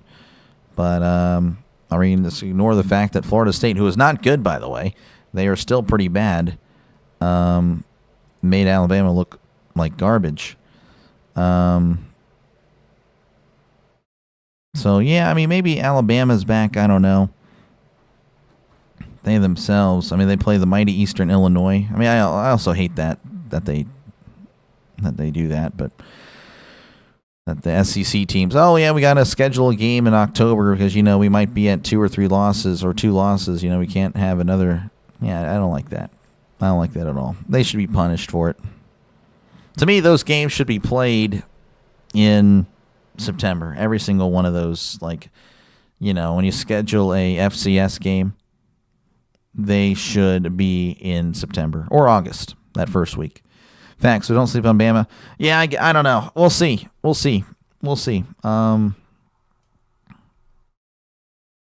I don't really have much else to say other than we'll see. Again, I think they've bounced back well. I mean, again, that loss to me, that's in my mind. I don't know. I mean, they looked pretty terrible against Florida State. They actually did. But yeah, I won't lie. I thought Georgia would kind of run the table over, just in general, but then especially over, they would easily beat Alabama, which again, they were hosting Alabama. Then all of a sudden, Alabama, you look up and they won. All these freaking workout stuff. I mean, it's all like, hey, I'm fat. I need to work out. I really hate that. Why in the world is it like that? I don't know. It just targets me. But yeah, big game today for Georgia against Ole Miss. I think Georgia wins. Wouldn't surprise me if it's a multiple score game either, like a 31-17 type of game. I could see that.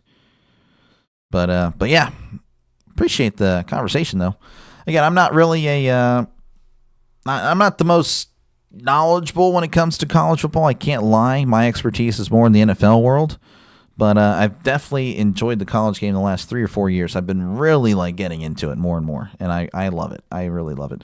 Can't believe Miami lost. I can't either, but I'm happy they did. I don't like Miami. I think it's good for the sport of college football when Miami is really good. But to me, Miami, I don't know why they were ranked number 2. Like, what in the world? Like, I don't understand. Like, I understand they beat Notre Dame, but who do they beat other than that? Notre Dame, and again, they've lost twice as well. Notre Dame, if they lose one more time, they're not getting in the playoff. But yeah, they beat Bethune-Cookman. I mean, okay. South Florida, they proved to be frauds. Again, obviously they're really good for a group of 5, but, you lose to Miami. That's just unacceptable. Blew out Florida. And again, Florida's not that great. Then they barely beat Florida State. And then, of course, again, losing to Louisville. I mean, Miami will probably still be in the top 10, but we'll see. We'll see. I mean, they probably beat Stanford. They probably beat SMU. Well, SMU, how are they doing this year? They're 4-2. They can't really afford another loss. So, and of course, at Pitt, which they've actually struggled in Pittsburgh in history. I mean, Pitt probably not that great this year. I don't think they are. We're 4-2. We lost 2 winnable games. That's really frustrating. But anyway, yeah, no. Let's see. I'd be all over the place. So, like, for example, Tom Brady still had some years left. All right. Just talking in general, because, yeah, no, that was definitely all over the place. Tom Brady still had years left. I don't think so. I think he was... I mean, we can kind of look at it. I mean, obviously, stats don't tell the whole story. And you actually need to keep that. So let me go ahead and we'll part away from my pick'em here. Let's go ahead and look at Tommy Boy here. But no, I think he was clearly washed at the end. Now you might look at the stats like, oh, no, he wasn't. 4,000 yards. But the key thing for me is looking at yards per attempt. That is a really big deal. And you look at his last year's I mean, last year New England 6.6. So obviously it wasn't working. It was a disaster. He had great weapons in Tampa Bay, and that elevated him back to probably league. Well, it's not league average now, but that was league average back in the 2000s. But you look at it again, it fell to 6.4 again. Still same weapons, and he was just not himself anymore. Actually, less than 10 yards completion as well. Where is that? Yeah, 9.6. Again, he was doing stuff that Ben, my guy, was getting ripped for towards the end of his career. But Tom Brady does it. Oh, no, it's because he's the GOAT. It's because he's dissecting the defense better than anyone else could. So not that I used to really hate Brady. Not as much anymore. But, I think Mahomes has kind of taken over that. But, Tom Brady was the original Mahomes, really. Tough luck the other night for your team. Yeah. Unfortunate, dude, Brian. Yeah, no, the Bengals look good. I mean, it is what it is. The Steelers' defense is terrible. For me, it's time to move on. It's been time to move on for the head coach. I got, of course, everyone up in arms in the comment section, especially on TikTok. I posted the same thing on TikTok. Oh, my goodness. A lot of casuals over there. But yeah, it was this definitely got a reaction for sure on TikTok. On here, more positive, but again, still a lot of people that are like, it's only one game. Like, okay, I guess the Jets game didn't happen. I guess we forgot that Aaron Rodgers had to save our butts in that game. Oh, and then we're going to forget the Seattle game where Seattle again just ran down our throats. But not just this year. Again, you look at, and I didn't really get to include this in the short because I only had like about a minute to really make it a short. But, this has been happening for years now, and it's something that, again, even Ben was dealing with at the end of his career when he was still good. In 2018, the Steelers' defense was not that good. That's pretty much was the start of even before that, it still wasn't that great. But yeah, the defense has been bad for a long time. I mean, yeah, they might have all the stars. You'll hear about T.J. Watt, Cameron Hayward. He's had all the All-Pros. The Steelers' defense ranked in the top 10.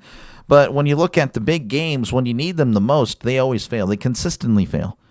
I mean, we can go ahead and look at it real quick if you guys have time. I'm sure you have time because you're here. I just believe he still had some left in the tank, being one of the GOATs alongside with the great Tim Tebow. Yeah, I don't know about Tim Tebow, which I feel like he was kind of shafted, honestly, with the way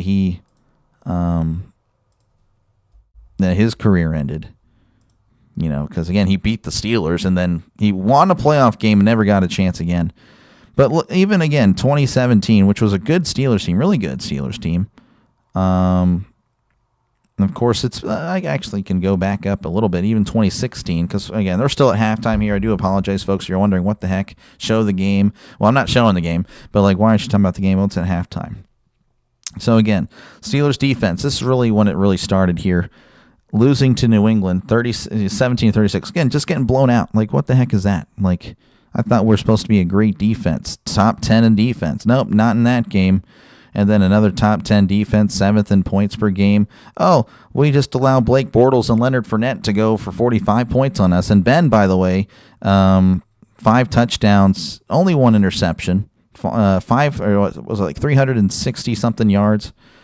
Just absolutely atrocious. 2018, I think it was a really good team. They just kind of fell apart down the stretch. They blew leads in all 3 of these games here. Broncos, Chargers, Raiders, the Saints. Again, that was another just horrible decision-making from Tomlin in that game that really messed over the Steelers. And of course, again, we all remember, the 4 picks. Everyone's going to remember the 4 picks. You just said a mouthful there. Never really gave him a shot. No, I completely. When it comes to Tim Tebow, he beat the Steelers, and then they, again, it's Peyton Manning. I get why they did it, but the fact that no one else gave him a shot is pretty amazing. And you look at his stats are terrible, but that, again, I am of the belief that stats do not tell the whole story. And that's why you get a lot of people nowadays that just talk and talk and talk. They look at the stats. Oh, this guy stinks. Or, oh, this guy's really good. That's not the case. I mean, Tebow, it was amazing, that 2011 season, what he was doing in the fourth quarter. I mean, he could play so horrible in those first 3 quarters, but it was still a chance to win, and he won. He was winning. It was actually amazing. But again, another 48 points here. Again, Ben threw 4 picks, and I'm sure most of people remember that. But I guess that means the defense isn't supposed to make a stop anymore.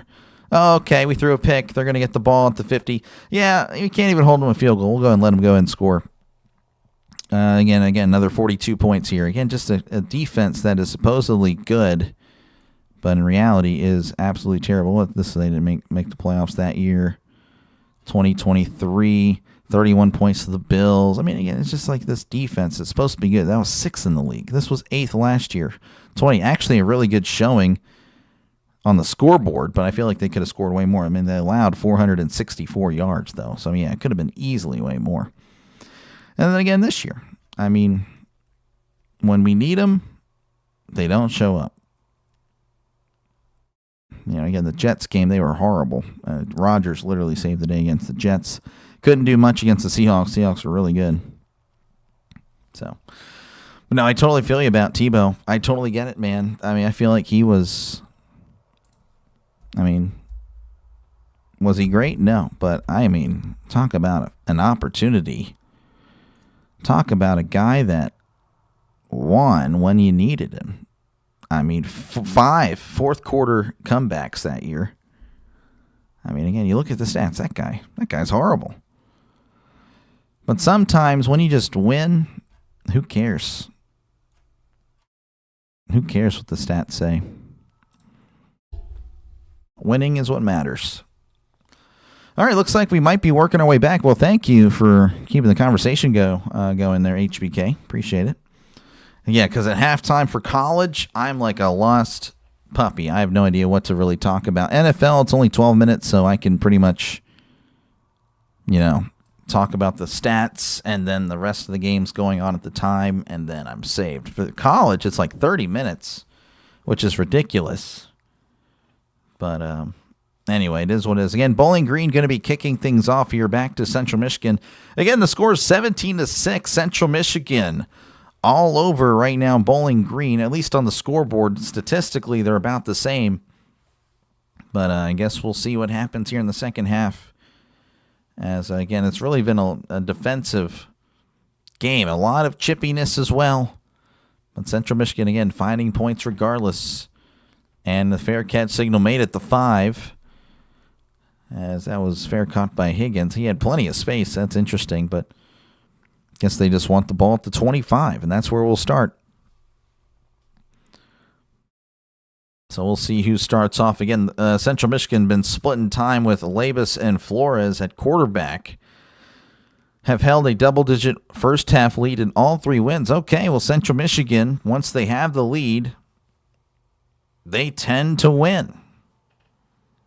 So we'll see what happens here today. Again, Labus in the shotgun. 2 receivers left, 2 receivers to the right. Now in the pistol, sending a man in motion. Labus hands the ball off up the middle. This is Biggins. Biggins is not going anywhere as he gets back to the line of scrimmage. Biggins, 5 carries, 16 yards on the day. It's just been a rough day for running backs for Central Michigan. They really have had no success. Any running the ball that they've done has been through the quarterback. All right, 2nd and 9 coming up for the Chippewas. Ball at the 26. Labus in the shotgun, 2 receivers left, 1 receiver to the right, sending a man in motion. Labus fakes the handoff, keeps it up the middle at the 30, 35, and brought down at the 37. That's a gain of 11. Like I just said, any success they've really had, the Chippewas have had, has been with the quarterbacks. The quarterbacks getting the yards, really. So 1st and 10 coming up for the Chippewas. Joe Labus, 1 for 3 for 63 yards, 5 rushes and 35 yards. So again, like just more efficiently on the ground whenever the quarterback runs it. Labus, play action, fires. It is caught at the 40, turns upfield, and walks out of bounds at the 44-yard line. Pushed out of bounds by Pascal. That was McIntosh with the catch. It's a big guy. That was a gain of 9, Tommy McIntosh. 6'5", 210. He's a big guy for a receiver. From DeWitt, Michigan. So 2nd and 1, ball at the 45. In the shotgun is Labus. Oh, they got guys to move. Free play. Labus fires it down the left side, and it is incomplete. McIntosh looking for the pass interference. Labus as well. But again, I believe there's going to be an offsides penalty anyway, so they're going to get the first down. Maybe not the 15, but they'll get 5.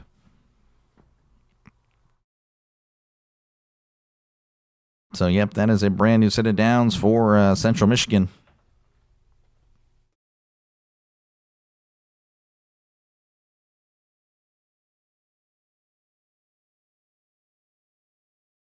So, 1st and 10 for the Chippewas.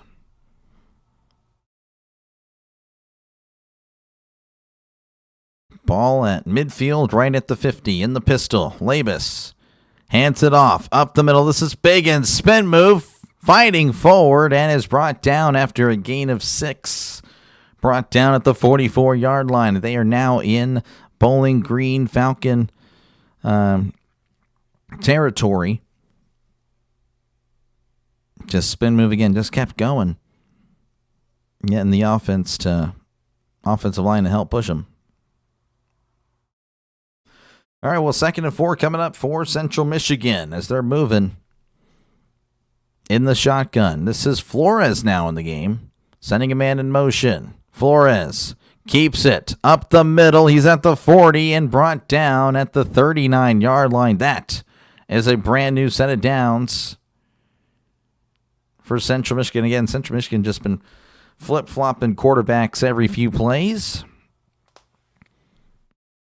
Flores has been the guy when they really get into the red zone. They really start to focus in on him. I don't know. I think it's more random, but, it seems to be that way. Labus back in the game. 1st and 10 at the 39. Labus under center, receiver to left, receiver to the right. Sending a man in motion. Labus hands it off up the middle. Oh, he's got some space at the 35, 30, 25, 20, 15, 10, 5. And he is pushed out of bounds at the 2. That is Townsend on the carry. Oh, what a play. 37 yards for Townsend. That's probably their biggest run of the game. As again, it's been a lot of the quarterbacks doing it. So again, the running back group that the Chippewas have had, they haven't been able to do much. Townsend, he is able to get to the 2. Again, good blocking there. So 1st and goal coming up for Central Michigan. They are at the 2. Knocking on the door. Flores is back in the game. 2 receivers left, 1 receiver to the right, sending a man in motion. That is Lewis, but there's another flag. A lot of yellow here.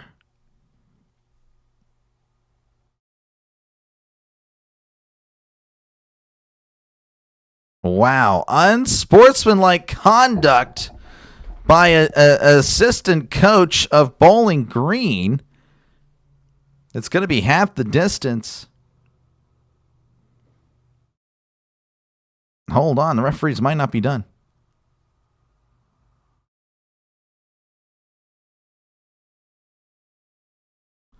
And then there's another penalty. That was a delay of game.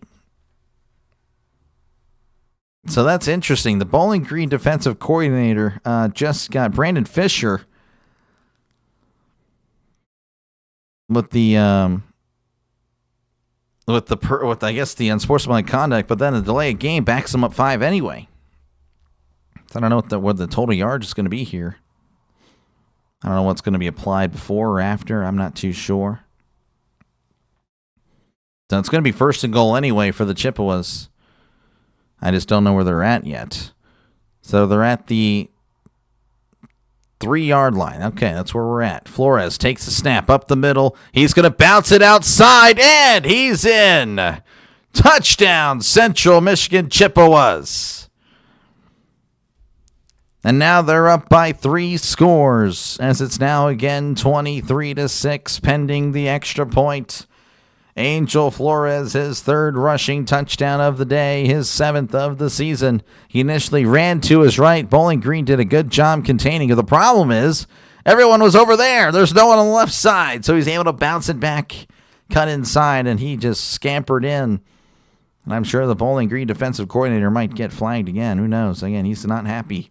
He is not a happy guy. The extra point is up. The extra point is good. 24-6, 10:55 left to go here in the 3rd quarter. Central Michigan currently in control and up over Bowling Green. But, of course, Bowling Green will have an opportunity to make this a 2-score game yet again. Jeffrey says it's huge. It is. Bowling Green not looking good. Folks, again, appreciate you guys for hanging out. Make sure, again, to like and subscribe if you haven't done so already. This is what I do, folks. I call games. So, again, if you like said games, like college football, like NFL, make sure to subscribe. Again, when it comes to college football, most of the games I do, like 90% of them, 95, in fact, probably, are going to be really the group of 5. So, again, I focus on games that might not receive the same amount of coverage by, other big YouTube streamers or whatnot. So make sure, again, to subscribe to the channel for more play-by-play with DrDelay. After this game, I can tell you what, I'm doing another game as the grind never stops. Wyoming and Air Force happening right after this one. So, again, make sure to like and subscribe. Again, if you are a football fan, that's what I do, college football and the NFL. Of course, I do a little bit of MLB as well, but that MLB is pretty much winding down to a conclusion.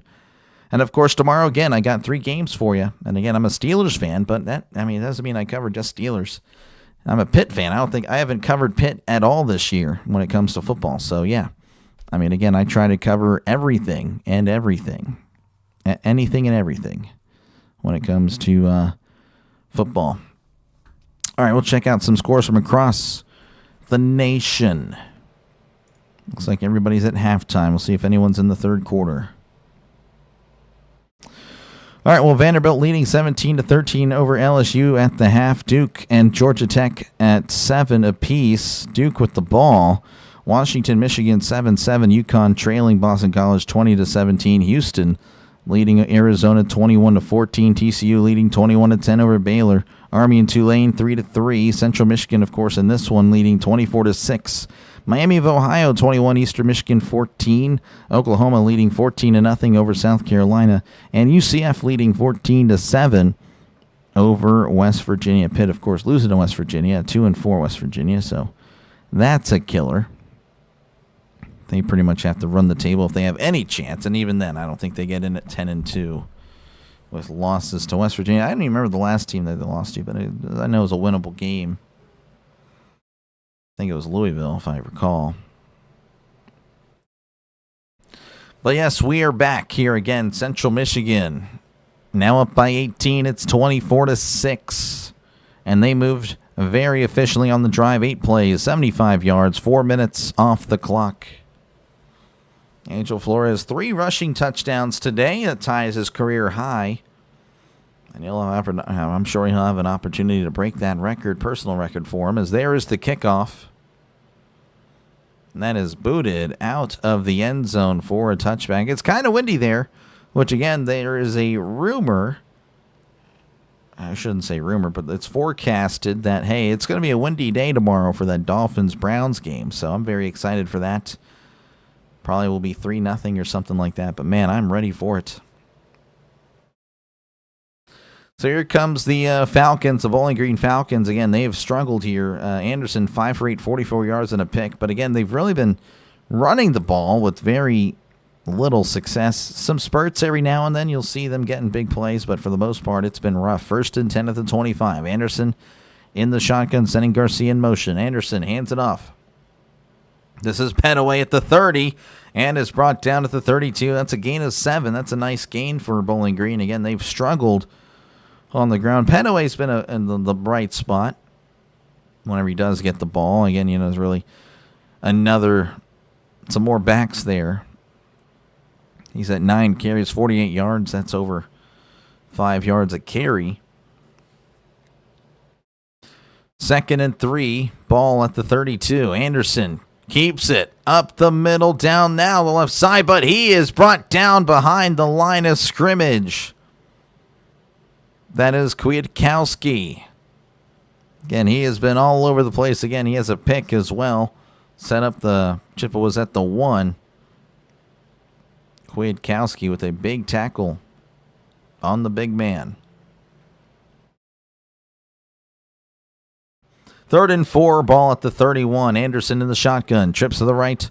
Tight ends in tight. Anderson moving to his right. Now moving over the middle. And it's caught at the 34. They're going to give him the first down. It's going to be close. This was Middleton on the catch.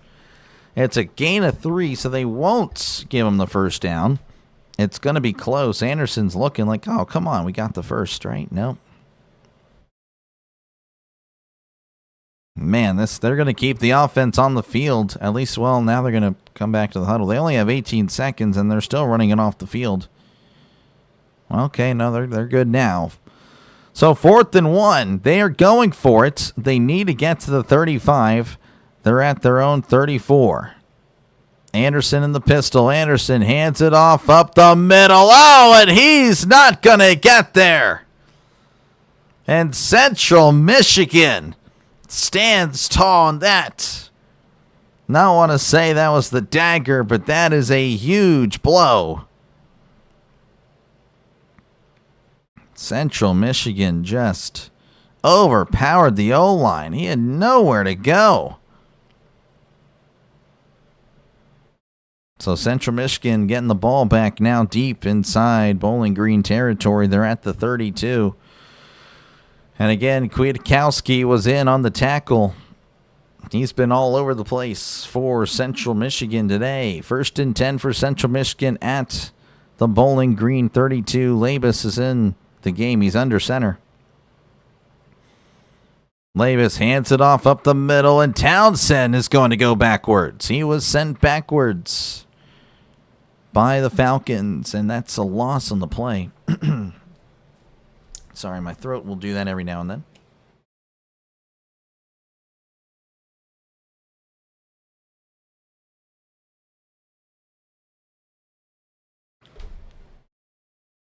Broadcasters apparently drink a lot of water in the commercial breaks.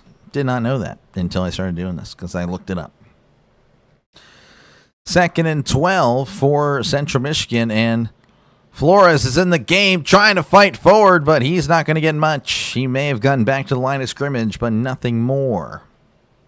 Again, this would be kind of a bummer for Central Michigan. This will be the second time they've gotten the ball in Bowling Green territory, actually the third time. The first one was at the 1.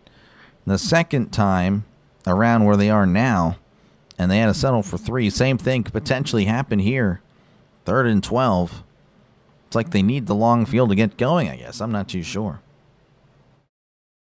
3rd and 12, Flores in the shotgun. Trips to the right, one receiver to left. Flores going to keep it down the right side. Cuts inside. Nice move at the 30, and is brought out of bounds at the 28. And looks like they may have to settle for 3 again. I'm not too sure. Darryl not happy with Bowling Green. Bowling Green is not looking great today.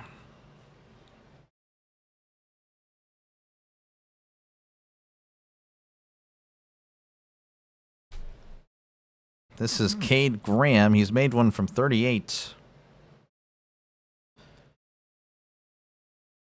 This is about a 48-yard attempt to snap the hold to kick. It is up. It is good. Just sneaks in the right upright. And Graham flexing as Central Michigan leads 27-6 over Bowling Green with 7:09 left to go in this one. Again, it's been pretty much all Central Michigan since really the first drive of the game. The first drive of the game, Bowling Green marched down the field, got 3. And since then, it's been all the Chippewas. So nothing doing for the Falcons. Bowling Green looking like the Jets. I mean, I don't know. Well, yeah, I guess so now. When I still think of the Jets, I still think of that Steelers-Jets game where the Jets look really good, but yeah, I think that's more because the Steelers are so bad.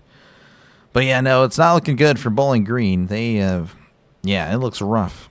Folks, again, appreciate you guys for hanging out. Make sure, again, to like and subscribe. This is what I do, folks. I call games. So, again, if you like said games, like, of course, college football and NFL, make sure, again, to subscribe because this is what I do. College football, I try to target games that might not receive the same amount of love from other streamers and stuff like that. So, giving me a chance to maybe survive. Of course, again, subscribing definitely helps. It is completely free to do so. And, of course, feel free to chat down below. I try to respond to as many comments as I can.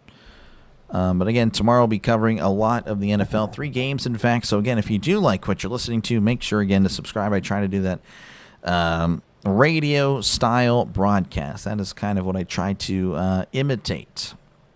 So hopefully that sounds good to you. Later, again, after this one, I'll be doing Wyoming and Air Force. Again, if you're just a college football enthusiast, there you go. I don't know if I do another game. We'll see. We'll see. I have no promises there. But it may be a big one. I'm not too sure. But I don't know. We'll see. We'll see how I feel and what's happening later down the road. Might just take the rest of the evening off. But again, 6 hours of content today for sure, at least, bare minimum. And then tomorrow, 9 hours, as again, we're doing 3 games in the NFL. So we're just kind of waiting for commercial break to end. But again, it's on all Central Michigan, 27-6. Shown off here. Flores, who has 3 rushing touchdowns today. It's been just a rough one for Bowling Green. Flores is really the difference. Again, he has 3 touchdowns, and Central Michigan up by 3 touchdowns. But, of course, Bowling Green will get the ball back. They try to get something going here. It's not over, but you definitely want to score now. If you don't score now, then, I mean, it is trending to be a loss for Bowling Green. Both teams, again, 3-3, 1-1 in conference play. It's been just, this win, it's huge. A lot of teams are in the middle of the pack, and there's another flag, as that's going to be booted out of the end zone. Again, if you like flags, if you like unnecessary roughness or taunting, well, this was the game for you. A lot of that in this one. So we'll see what happens here. After the play, personal foul. Number 44, half the distance to the goal. Interesting. So just a personal foul at the end of the play. I guess we'll find out what happens there. Kemp just blowing up a guy for no reason when the fair catch signal was made. So Bowling Green, again, just shooting themselves in the foot, which pretty much been the theme all day for Bowling Green. Yeah, Central Michigan's also been playing Chippy, but, they haven't really been called as much. I mean, I think they have 2 or 3, but Bowling Green seems like 5 or 6 personal fouls or unnecessary roughness or taunting or stuff like that. It's been pretty bad. 1st and 10, ball at the 12. Anderson in the shotgun. Anderson fakes the toss, steps up, fires. It is going to be thrown out of bounds towards the cheerleaders. Incomplete. Nothing doing there on that one. Anderson again feeling the pressure. Anderson 6 for 10 for 47 yards and a pick. Of course, the pick, again, he can really, argue that it really wasn't his fault. It was off the running back's hands, fell right into Kwiatkowski's hands. The linebacker who took it to the 1. But to be honest, though, it's been a rough day for him. 2nd and 10 for Anderson in the shotgun. 2 receivers to the right, 1 receiver to the left. Anderson claps, takes the snap, tosses to Garcia. He's had some space at the 15, the 20, 25, 30, and hit hard out of bounds at the 33-yard line. Kwiatkowski sharing some words with him. And Kwiatkowski has been a very mouthy guy today as well. For Central Michigan.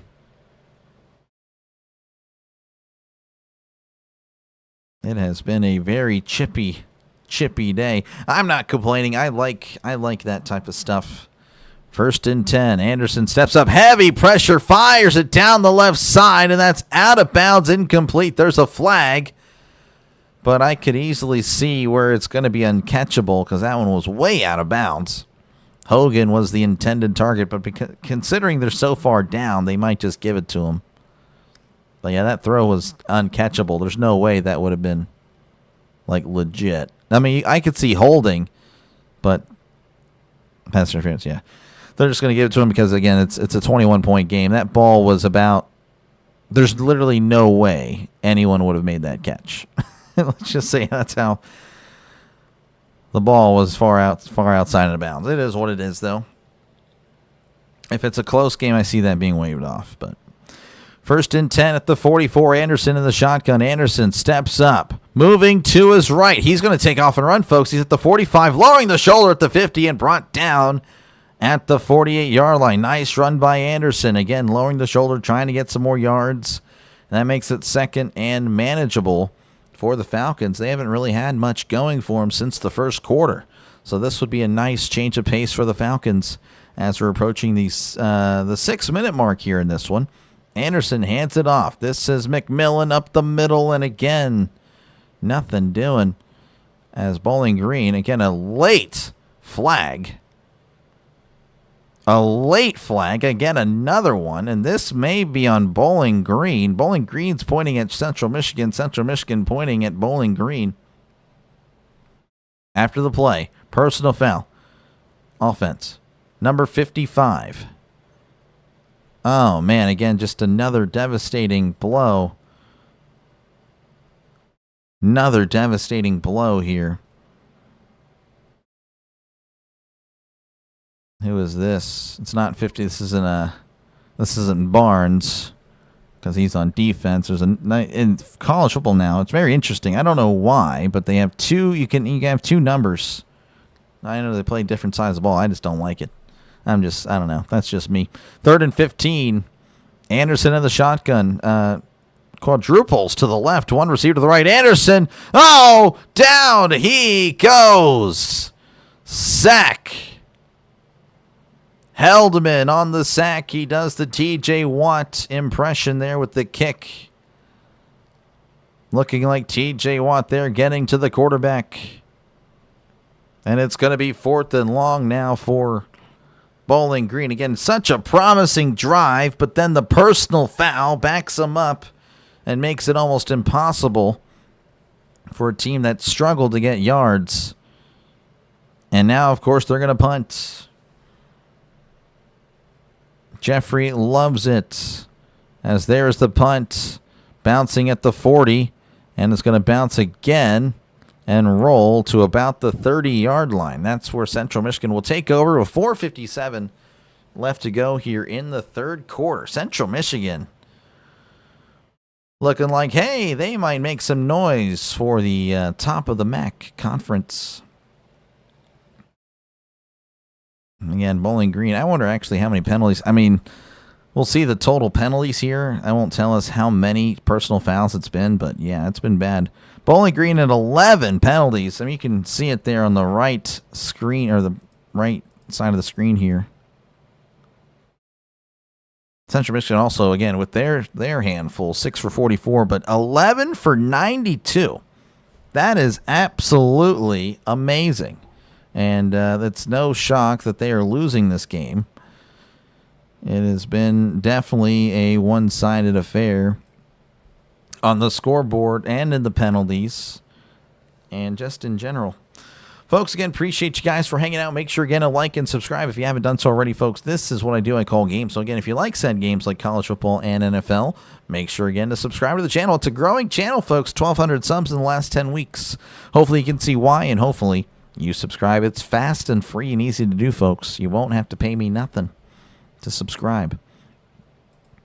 Checking out some scores from across the college football world. Vanderbilt leading 24-13 over LSU would be a great victory there. Duke leading 10-7 over Georgia Tech. Washington, Michigan 7-7 in that one. UConn leading 24-10 over Boston College. Houston leading 28-14 over Arizona. TCU leading 28-16 over Baylor. Army leading 10-9 over Tulane. That could be an upset there.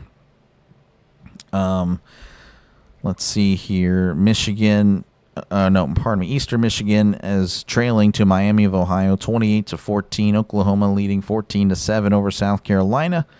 UCF 14, West Virginia 7, and Kent State leading 7-0 over Toledo. That's what's been happening. LSU just scored, actually, so it's going to be a one-score game there. All right, we're back here in Bowling Green. Again, Bowling Green hasn't really had a lot to cheer for, as they are down by 21. And, Central Michigan with the ball yet again. Showing the Pudge the Cat, the team mascot. That's interesting. Long snapper, George Carlson's pet, 3-year-old exotic short-hair Persian. Locker room cat, emotional support animal. Interesting. I have cats myself. I'm not a fan of that breed, I guess. To me, that's not very appealing. 1st and 10 there. Hands it off to Labus hands it off to Biggins. He's at the 40 and is brought down at the 43. Well, that was not number 5. That was number 6. That is Cornist on the carry. Cornist with a nice gain there. Again, a gain of 14 for Central Michigan. And Central Michigan continues to just have their way.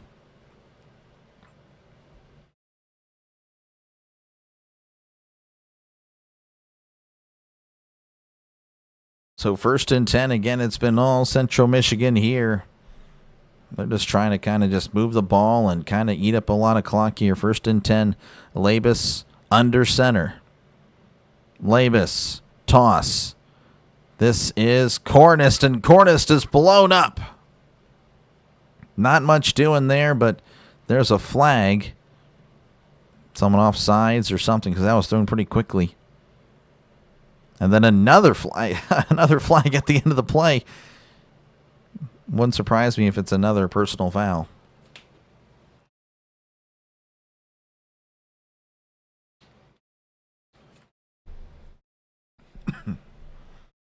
Again, the referee's just discussing what is happening, but have a feeling that a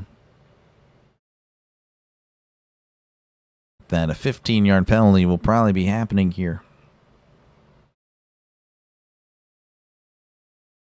2 fouls. Both against the offense. Illegal formation. And then after the play, unsportsmanlike conduct, number 77. Oh, wow. Both fouls are enforced. Yeah, because it was after the play. So that's going to back him up 5 for the illegal formation.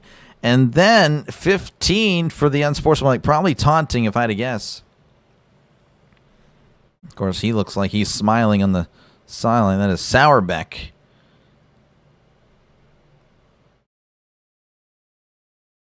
All right, well, it's going to be 2nd and very, very long for Central Michigan as they're at their own 24.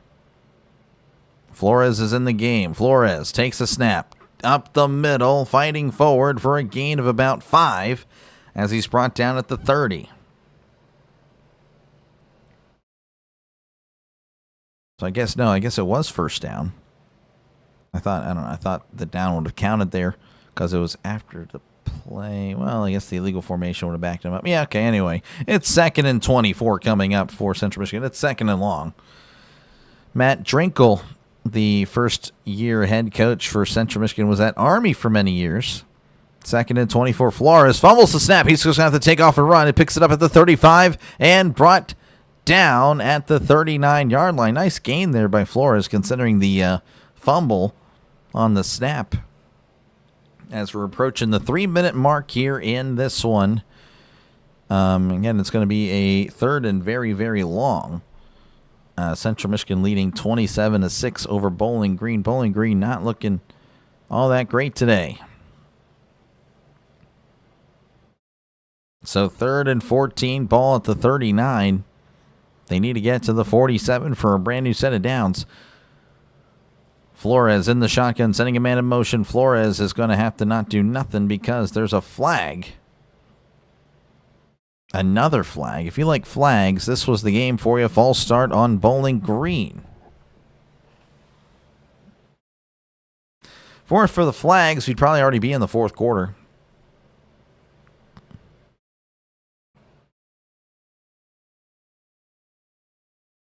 But, yeah, that's just what we have here.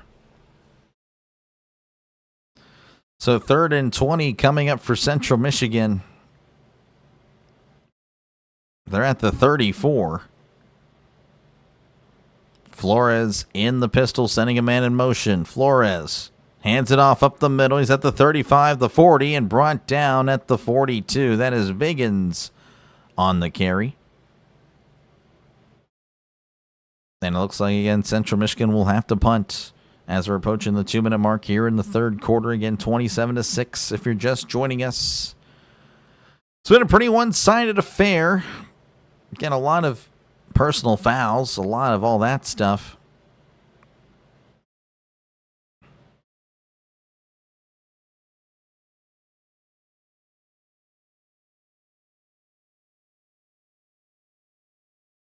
So we're just kind of pending the snap. There is the snap, and there is the punt. 10, 20, 30, 40.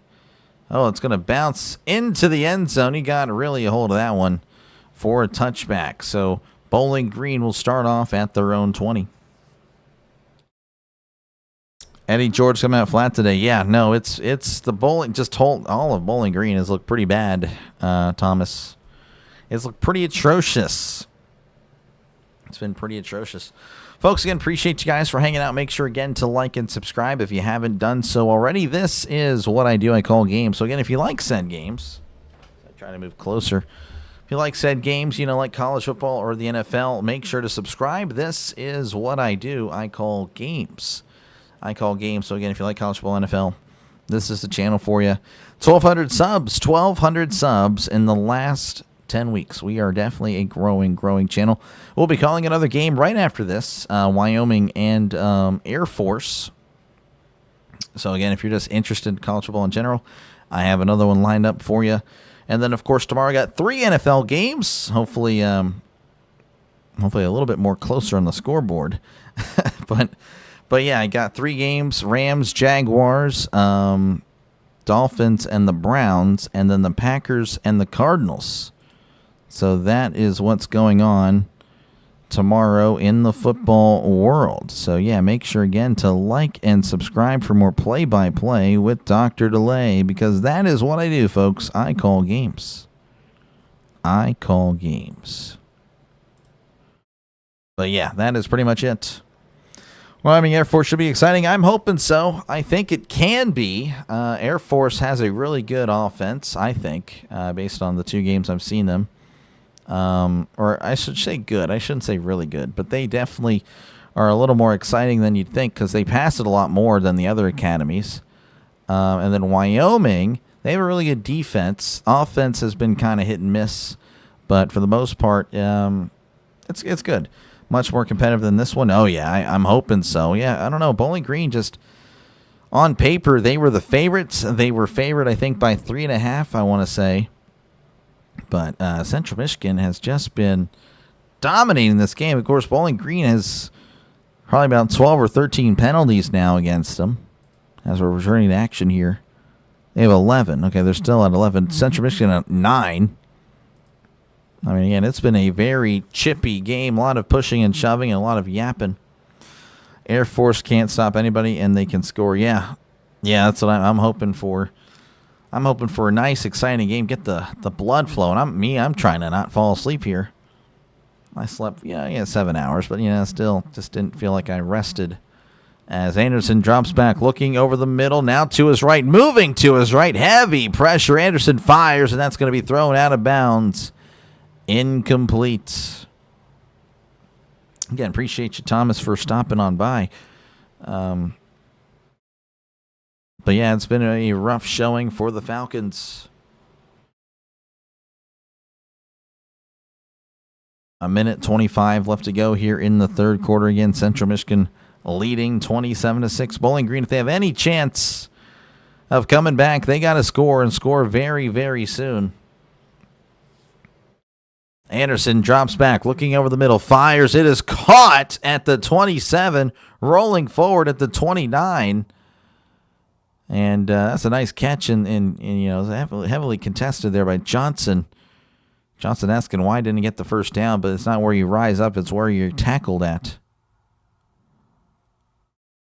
So 3rd and 1, ball at the 29. Anderson in the shotgun. Anderson drops back, looking to his left, fires. It's caught at the flat, and he'll have the first down as he steps out of bounds at the 33. So that's a brand new set of downs for Bowling Green. Haven't really said that much as of late, to be honest with you.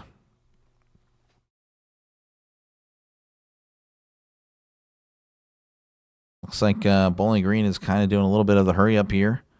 1st and 10. Anderson in the shotgun. Anderson drops back, looking over the middle. Heavy pressure, fires. It's caught. Oh, and he takes 2 ferocious shots there. Oh, man. Johnson was blown up. Kwiatkowski on the hit, and then another guy got in there as well. Kwiatkowski, again, has been all over the field today.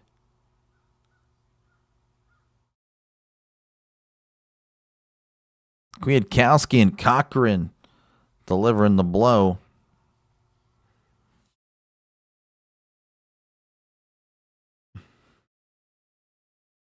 So 2nd and 9. Johnson, there's no penalty or anything. Johnson from Gonzales, Louisiana. And they are actually going to review this for targeting. And yeah, that could be a huge thing. Again, a 15-yard penalty. And then a possible ejection, which I don't know. I still don't like that, but it is what it is. Again, he's just trying to make a play. I don't know what else you really want him to do.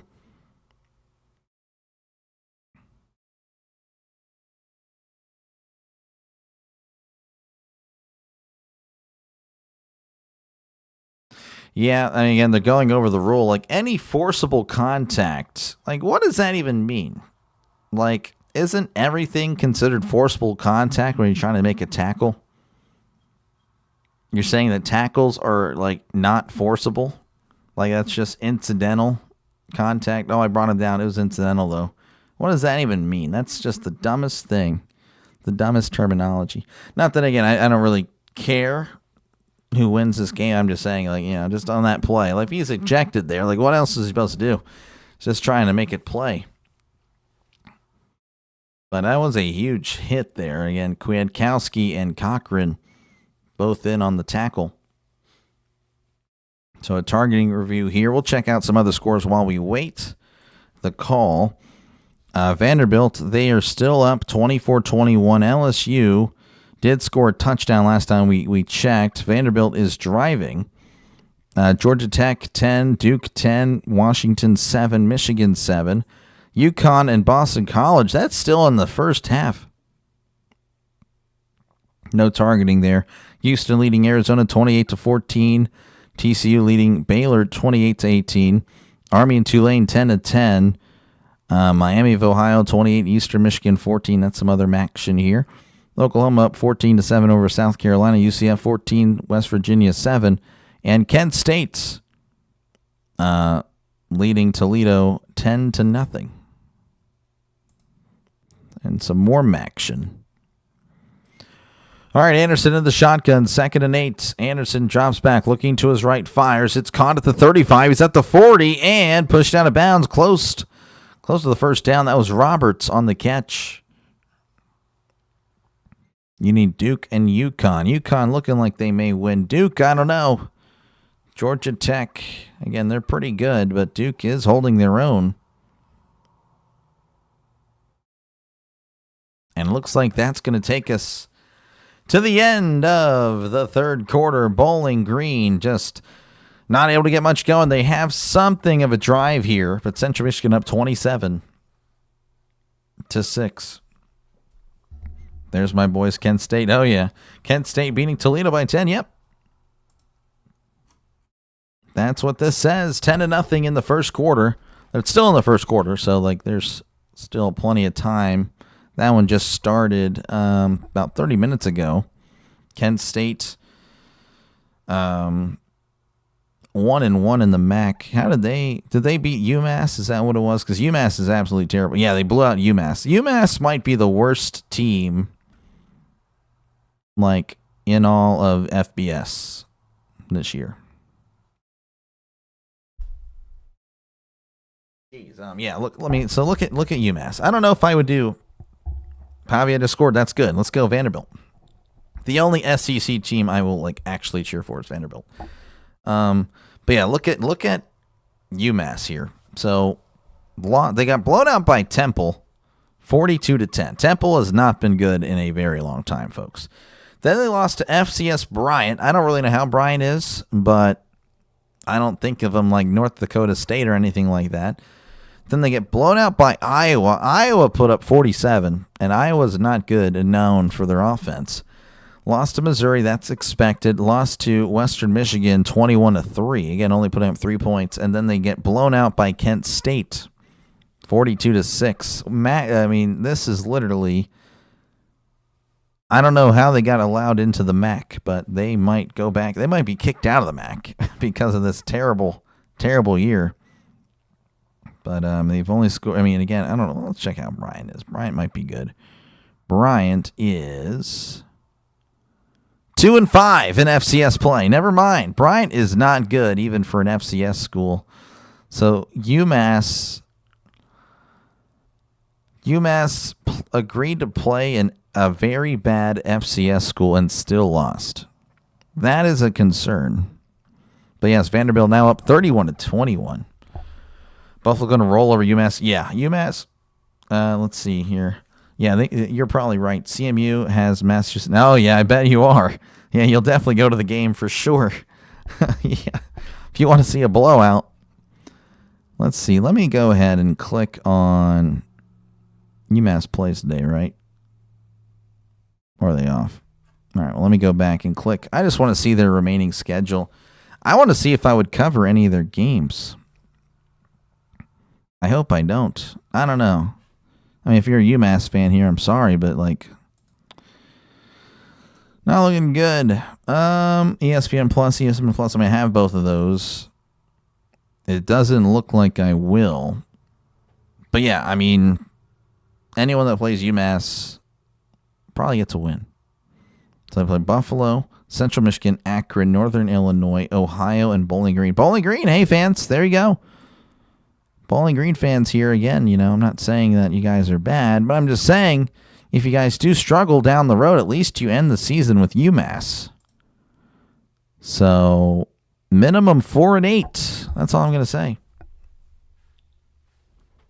UMass is worse than Sam Houston. Yeah, I know. I brought up like, yeah, UMass is worse than Sam Houston. A lot of people are saying, oh, yeah, this is the worst team in FBS. Like, no, there's UMass.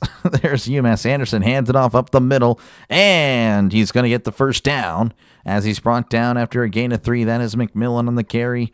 And again, he's been trying to get things going, but it's just been a struggle for the Falcons.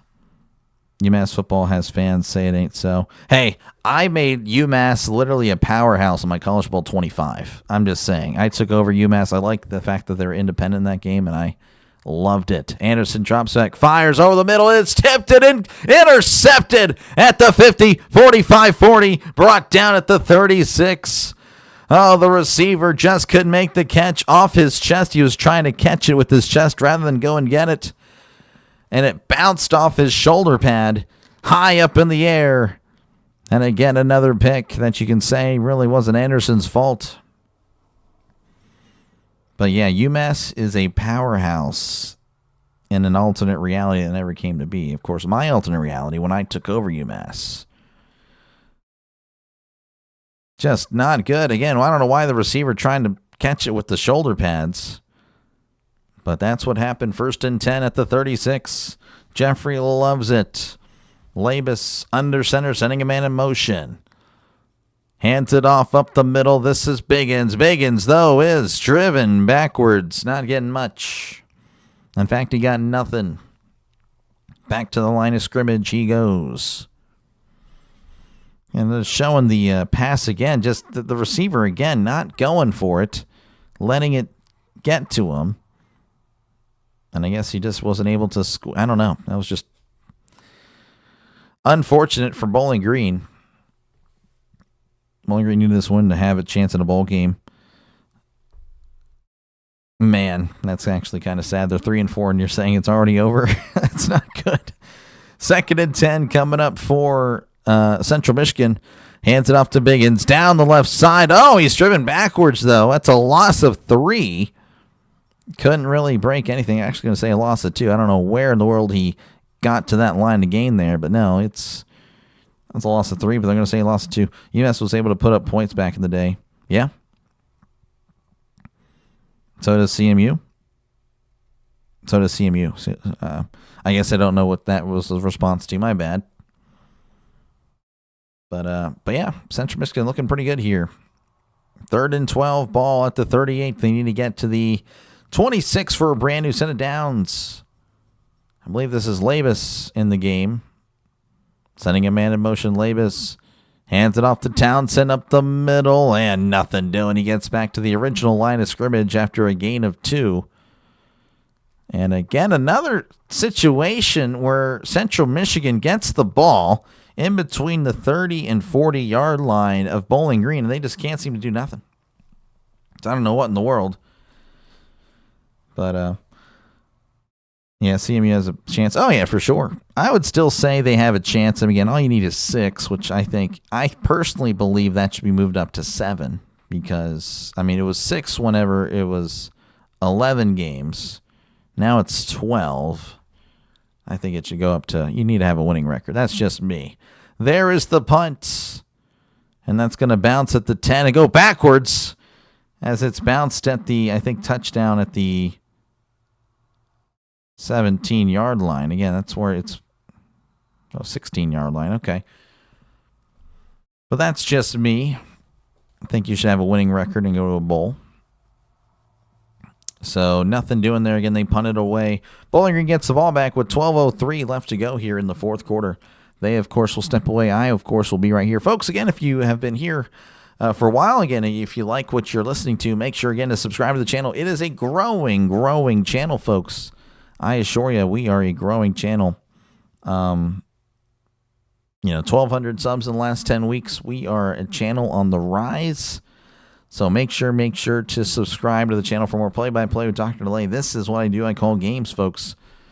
So if you like said games like the NFL and college football, make sure to subscribe. And I apologize. Not my best effort today. I'm exhausted, and the game has really been... Yeah, it's not the best game I've seen. It's not the best game I've seen. Of course, again, later today, we got Wyoming and Air Force, and then tomorrow we have Rams, Jaguars, Dolphins, Browns, Packers, Cardinals. If you see me come on after this game, it's like, I went ahead and gave another college football game a chance. We'll see, though. No promises. Across the world of college football, Vanderbilt leading 31-21 over LSU. That one just now going to the fourth quarter. Georgia Tech and Duke 10-10. Michigan leading 14-7 over Washington. Again, Michigan, if they lose one more time, they will not be going to the college football playoff.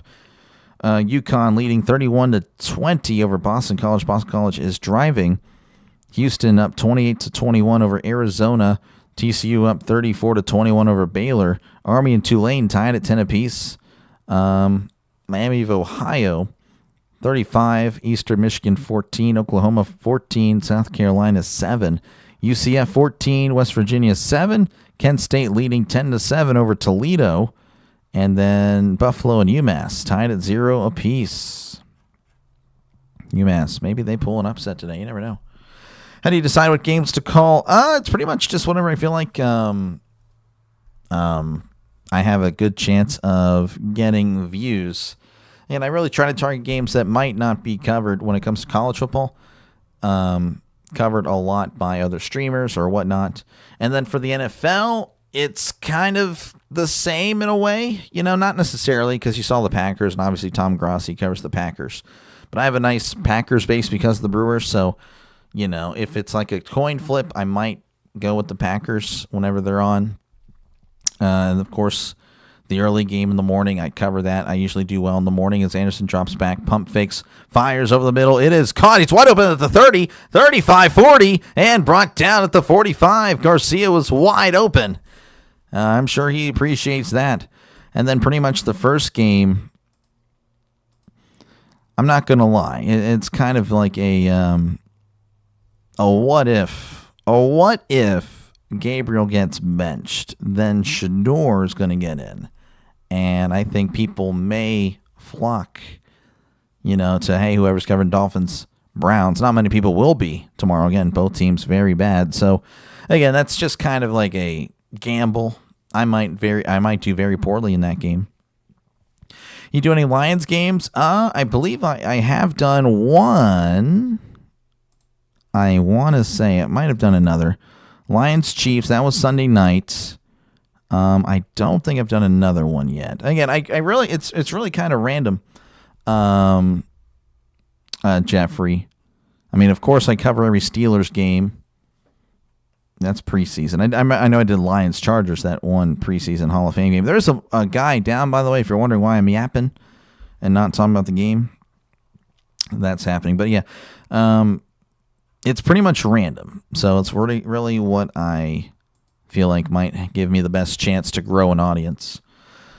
You a Pittsburgh guy? I'm in Philly. I'm not from Pittsburgh. I'm actually, Thomas, I was born in Reading, Pennsylvania. So that's not too far from Philly, about an hour and a half away. But I live in Texas now. But yeah, Jeffrey, it's kind of random. And I might be able to do, actually I probably will now that the Dodgers-Brewers series has concluded.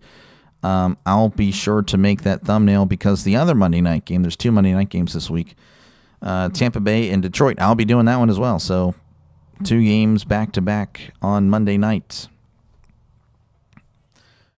So, yeah, I mean, it's pretty much random. It's what I feel like might give me the best chance to grow an audience here. All right, 1st and 10 for Bowling Green. Anderson drops back. Way back. Fires down the middle of the field. That is incomplete. Pass intended for Middleton. Nothing doing. And it's 2nd and 10 coming up. Texas versus Kentucky later will be interesting. Yeah, I'm hoping Kentucky wins. Bucks Lions will be good. Yeah, I'm hoping so. Buccaneers look pretty good this year. And then the Lions, of course, they're the Lions, though I thought they would take a little step back. I thought they'd be like an 11-win team. They might be a little bit better than that. As Anderson fires, it's caught, bounces off a tackler, but that is actually brought down again immediately after. So that's just a gain of 1. That was Roberts with the catch. Clock stops at 11:31. That's kind of unfortunate. Would love to see this game kind of reach its conclusion. Not really much of a game, to be honest with you. It's been a one-sided affair. Central Michigan looking pretty good. Anderson drops back, looking over the middle, fires. It is caught. I believe he was shy of the line to gain at the 47-yard line. Needed to get to the 46. He was driven backwards, but again, forward progress will be in effect. Georgia Tech is going and Duke and going to lose. I don't know. We'll see. If it's still tied, it's still tied. But I don't know. 4th and 1. Anderson under center. They need this. They need this for the chance to win. Anderson dives forward. I think they're going to go ahead and give it to him. It's close. But I believe that's going to be a brand new set of downs for the Falcons. That's what they need. They need something. I'm going to wave off. They're going to stop the clock here.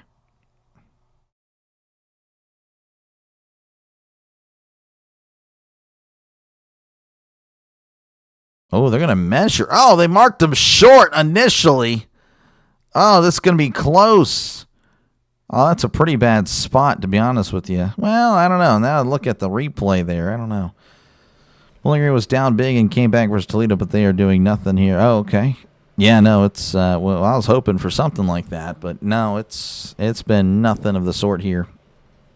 Again, Central Michigan all over Bowling Green.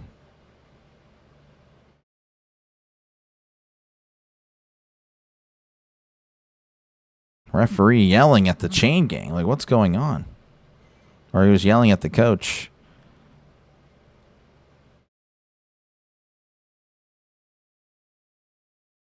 All right, he's going to be short, and that's going to be a turnover on downs. And again, I'm sure they can, challenge it.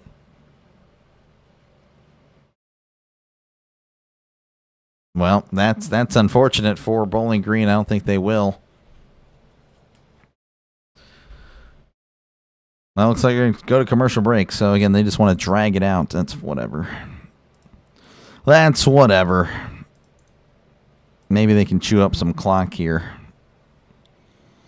All right, we'll go back again to the scoreboard. Again, at Vanderbilt leading 31-21, but LSU is driving. They're at the Vanderbilt 1. Georgia Tech and Duke tied at 10. Georgia Tech at the Duke 5, so they are threatening to go ahead and potentially stay up. What in the world's happening here? Oh, well. Michigan, again, up 14-7 over Washington. UConn leading 31-23. That one, again, seems like a very exciting game. Houston leading 28-21 over Arizona. TCU leading 35-21 over Baylor. Army and Tulane are tied at 10 apiece. Army is driving at the Tulane 20. Miami of Ohio 37. Eastern Michigan 14. Oklahoma 14. South Carolina 7.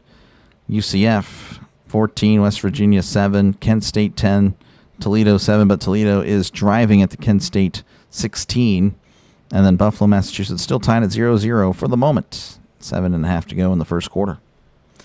That's pretty much it. Duke needs to hold Tech to a field goal. Yeah, I don't know. We'll see. Again, I think Georgia Tech's not too bad of a team, Thomas. I do. But, of course, I've been wrong on a lot of things.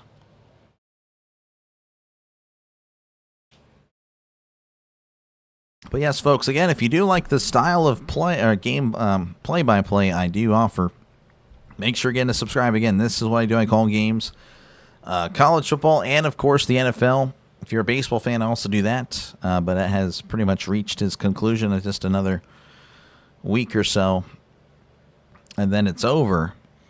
But, yeah, it's going to be football, and football on the channel. And, again, next I will be doing Wyoming and Air Force. So, again, a delayed doubleheader on the channel today.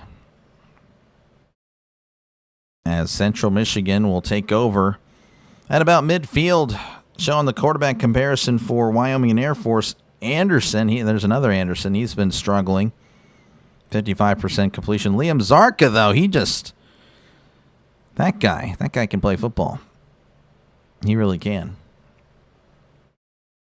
All right, Flores is in the shotgun. Flores going to keep it up the middle and still on his feet at the 50 and brought down around the 49-yard line. That's a nice run there by Flores as we're approaching and crossing the 10.5-minute mark. Again, 27-6 is your score. I'll move closer and try to just relax here. Let's see if I can move this down. I don't know which way do I have to go. It's whatever. I'll just deal with it. 2nd and 6, ball at the 49. I don't even know how to operate my own stuff here. Flores takes the snap up the middle, trying to find something. Still on his feet again, moving forward as he's brought down around the 46-yard line. That's a gain of 3. And it makes it 3rd and 3 coming up for the Chippewas. Crossing the 10-minute mark, 9:40 to be exact and counting. Today, Central Michigan has ran the ball 90% of the time, which, during the season it's been 65. So they've actually went above that and way beyond. 41 rushes, 5 passes. Flores is in the shotgun. 2 receivers left, tight ends in tight. And Flores going to keep it again up the middle, and he's going to get the first down. You know what's coming, and you can't stop it. That's usually a sign that things are not going well. That's, again, a brand new set of downs for the Chippewas. Flores going to come off the field.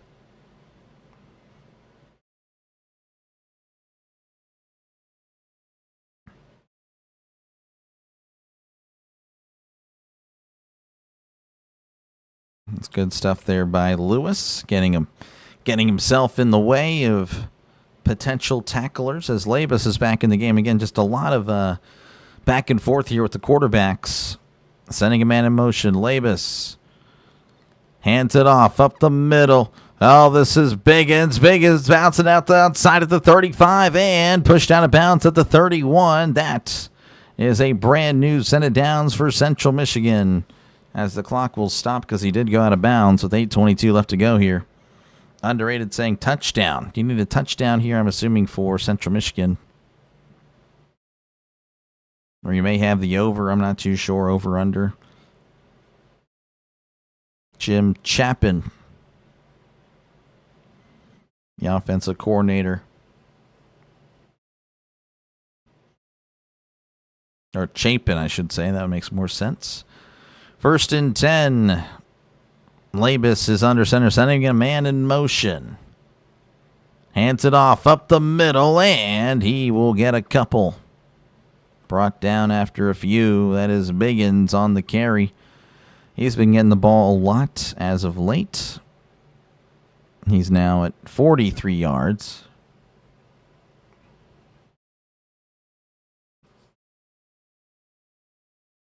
Again, if you're just tuning in, 27-6 is your score. As, again, Central Michigan has been pretty much in control since about midway through the first quarter. 2nd and 8. Flores is back in the game. Trips to the right. And Flores going to keep it himself. And trying to spin around and can only get to the line of scrimmage. Townsend signaling thumbs up, but, didn't really get anything there. A lot of pushing and shoving after the play. They still have yet to engage from the pile. And now, again, just getting pushed around. Still people getting pushed around here. What in the world? It's going to be 3rd and 8 regardless for the Chippewas. Again, it's been a very chippy game. Have kind of seen it settle down a little bit. There's still, again, a lot of pushing and shoving every now and then. And looks like he's going to call a timeout. That's interesting. Calls a timeout with like 8 seconds left on the play clock. I don't know why he wouldn't let it tick down. So that's an interesting thing there. So timeout here, 27-6. I don't think we're going to commercial break. 6:21 left to go here. It's going to highlight the miscues. Again, it was just an interception which came off the fingertips of a running back that put the ball at the 1. And then the fake punt run, which that never works. I don't know when it has. I have yet to see it work. That didn't work. So, again, that put the ball well inside Central Michigan territory or Bowling Green territory. And the same thing on another 4th down. It just didn't work. Central Michigan can just grind out the clock. Yeah, no, they will. I think they would. Again, the coach called a timeout with like 7 seconds left on the play clock. So I don't know what the heck he was doing. He might have some CTE, I guess. I'm not too sure. 6 seconds is 6 seconds. But I'm just saying, you let it go down. 3rd and 8 at the 29 in the pistol. Sending a man in motion. Hands it off up the middle. Biggins staying on his feet and is eventually brought down at the line of scrimmage. So, yeah, no, they're going to have to go ahead and kick a field goal here. And Bowling Green, again, going to get another opportunity to at least get some points, trying to get in the end zone. They haven't been able to do that. Just field goals here today.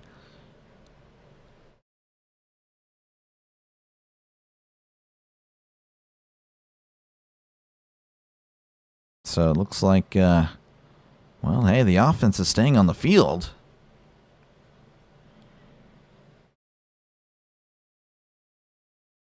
So it looks like Labus is going to not to do anything. So it looks like that's going to be a flag. They're going to punt. They're going to punt it from the 34.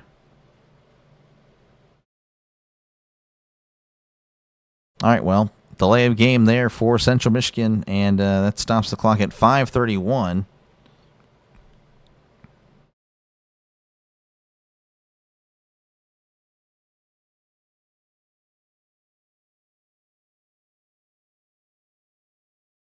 So that's interesting. So, again, they took the delay of game, which knocked them out of field goal range. So, back-to-back interesting stuff there by the head coach of Central Michigan.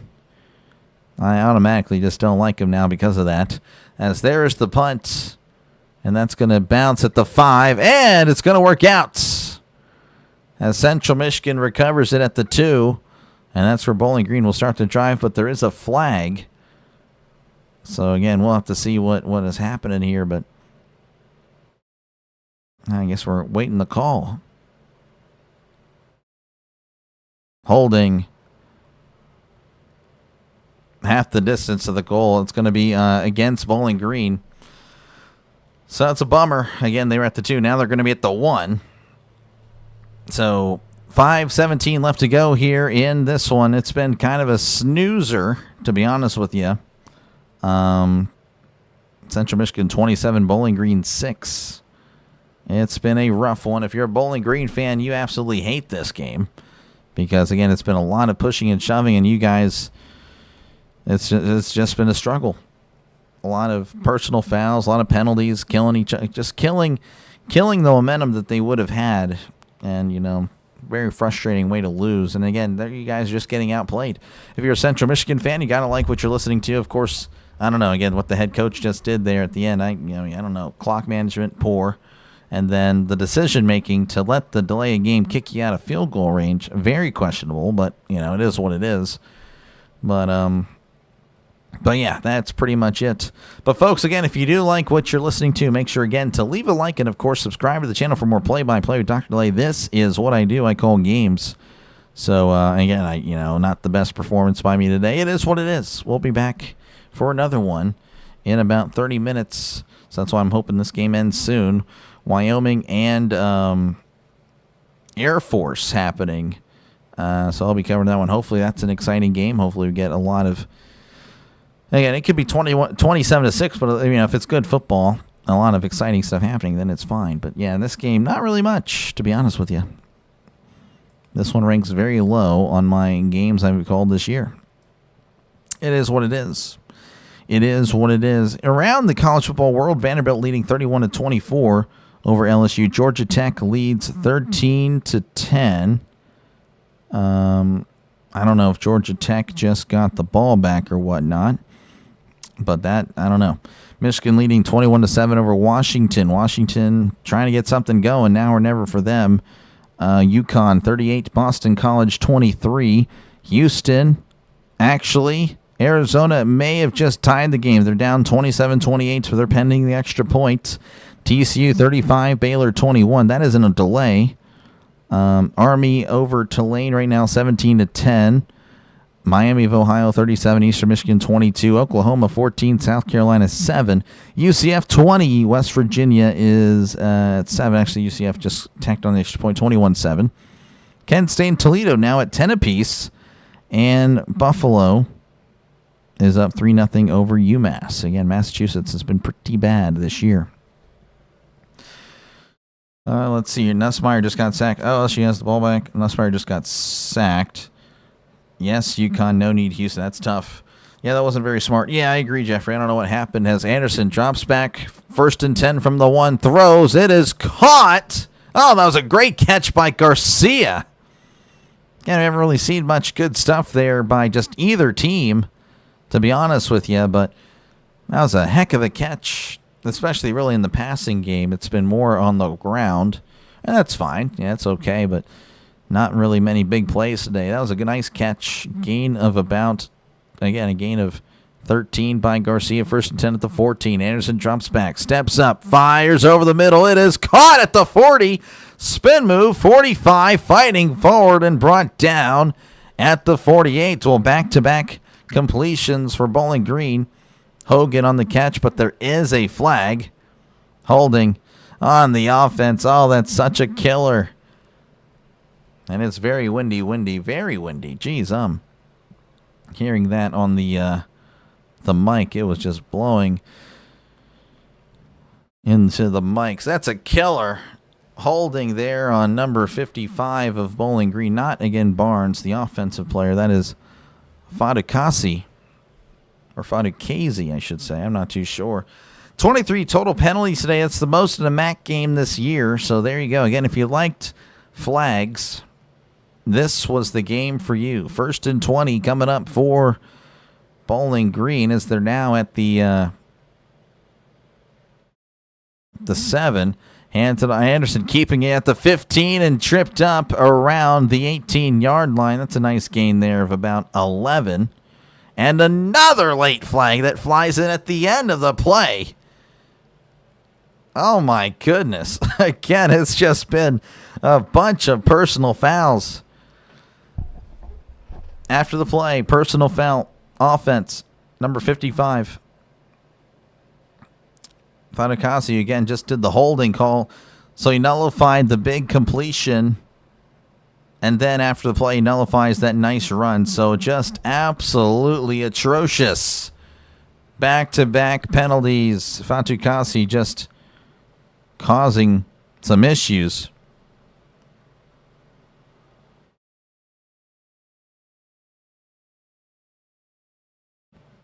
I don't know. I didn't get to see it, but he, I don't know, did something against Kwiatkowski as Anderson steps up and is going to take off and run. He's at the 20-yard line. That's a nice run there by Anderson. Again, he's been trying to do what he can, but can only do so much. Again, a lot of miscues by Bowling Green.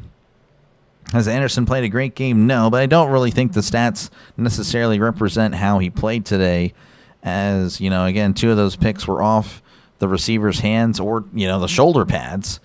And then, of course, he's had some nice completions that have been nullified by penalties just here on this drive. It's been frustrating for him, I'm sure. 3rd and 4, Anderson drops back, steps up, fires over the middle. It's caught at the 35. Oh, Garcia with a nice move, but immediately brought down at the 39-yard line. That's a nice catch and run for a brand new set of downs for Bowling Green. Well, Doctor, how will Penn State do with a new head coach, new quarterback? Oh, I didn't know that Aller...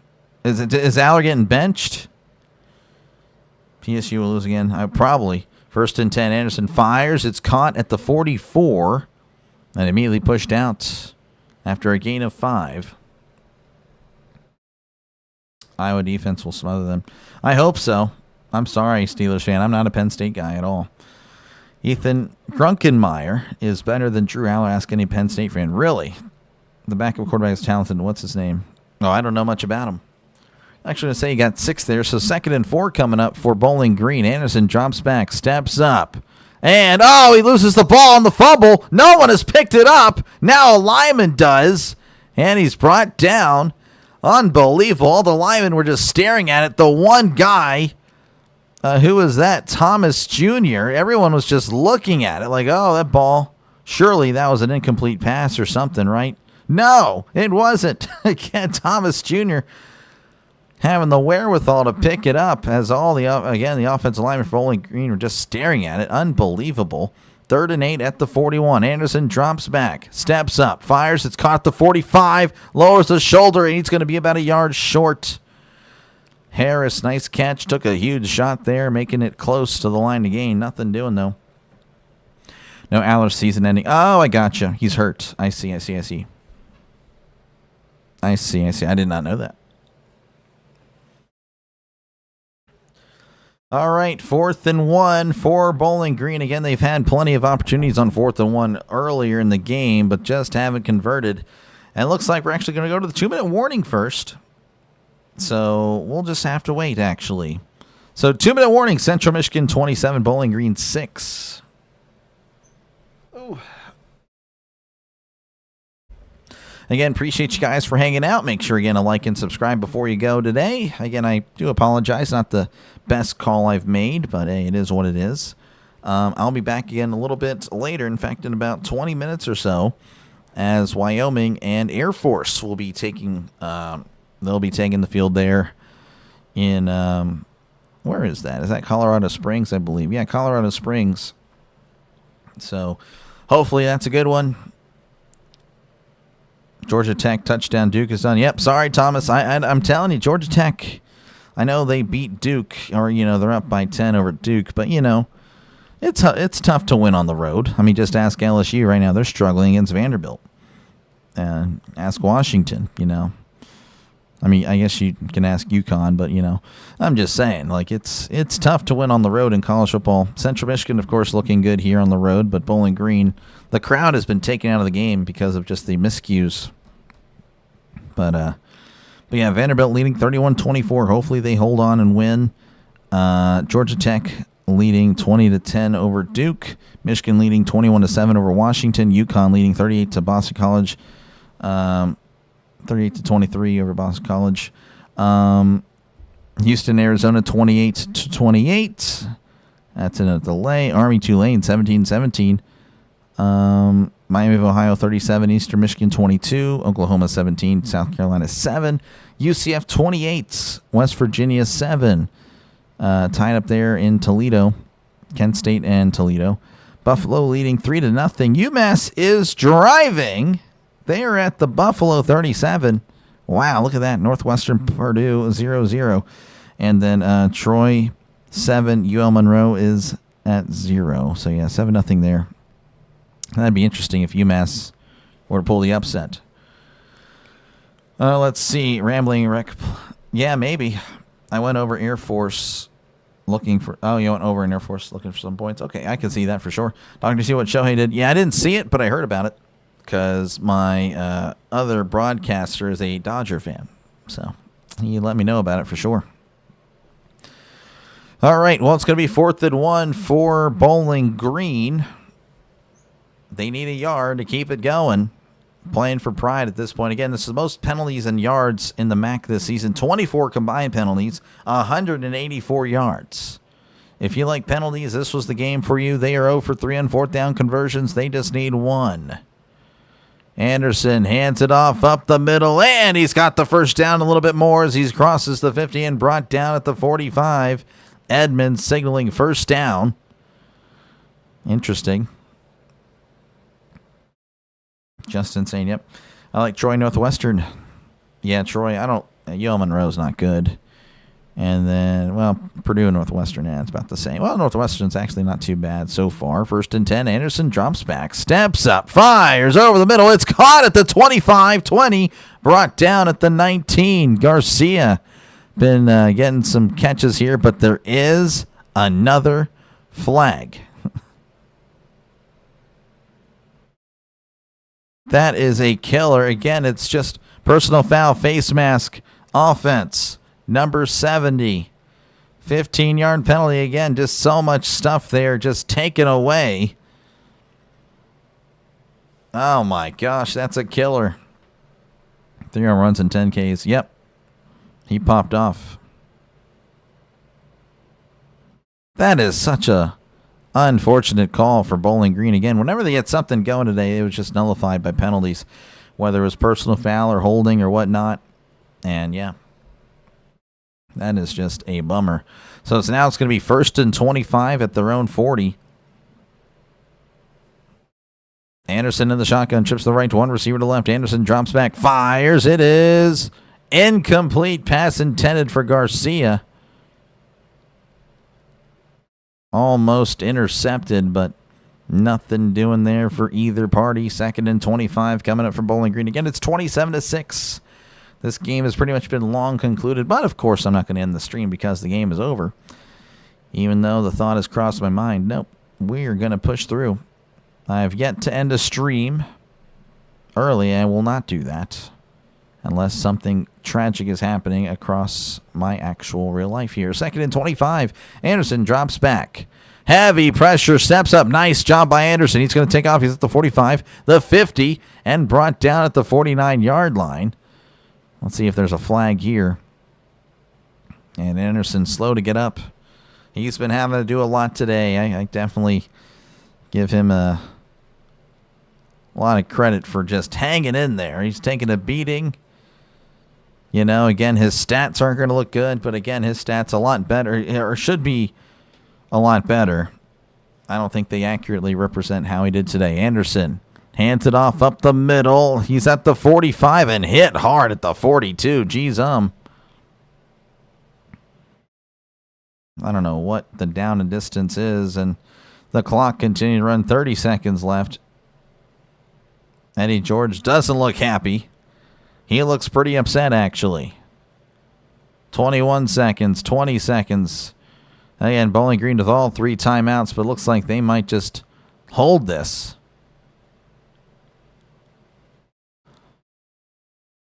And I think they're going to go ahead. This is it. And that is going to do it. Central Michigan 27, Bowling Green 6. Just an absolute trash can. Not really the best game. Central Michigan, of course, playing well. We're really just playing. I mean, again, you look at the score. Oh, it was a one-sided affair. I mean, I don't necessarily agree with that. It was just the fact that Bowling Green literally did not know how to not commit a penalty. Try not to commit a penalty challenge. Impossible for Bowling Green. First victory of margin of 20-plus points for versus a MAC opponent since 2021. That's a stat that they just showed here for Central Michigan. You can see, again, Bowling Green had the yards. They had everything. They just literally also had the penalties. So Central Michigan moving to 2-1. They're now 4-3 overall. Miami of Ohio, they're trending to a victory. Western Michigan, I'm not too sure if they have off today, but they're 3-0. Buffalo has UMass, so you can chalk that up as a win, but right now it's a close game there. So Central Michigan keeping themselves alive for the MAC championship. Bowling Green, they're going to have a tough hill to climb up out of. Of course, again, you never know. Teams could easily fall apart down the stretch, but yeah, they are 1-2 in conference play. So, but yeah, again, like I said, I don't really feel like the stats for Anderson represent how he did. Thanks for coming. You're very welcome, Jeffrey. Again, thank you for tuning in. Make sure, again, to like and subscribe, folks, for more play-by-play DrDelay. This is what I do. I call games. And, of course, I'll be on in about 15 minutes for another game. So hopefully that one goes well. And I might see you guys there. And thank you for checking in. I'll catch you guys in the next one. You guys all have a great rest of your Saturday. If I don't see you, it's been a pleasure. Thank you again for chatting it up. And I'll see you very soon. Catch you later. Peace.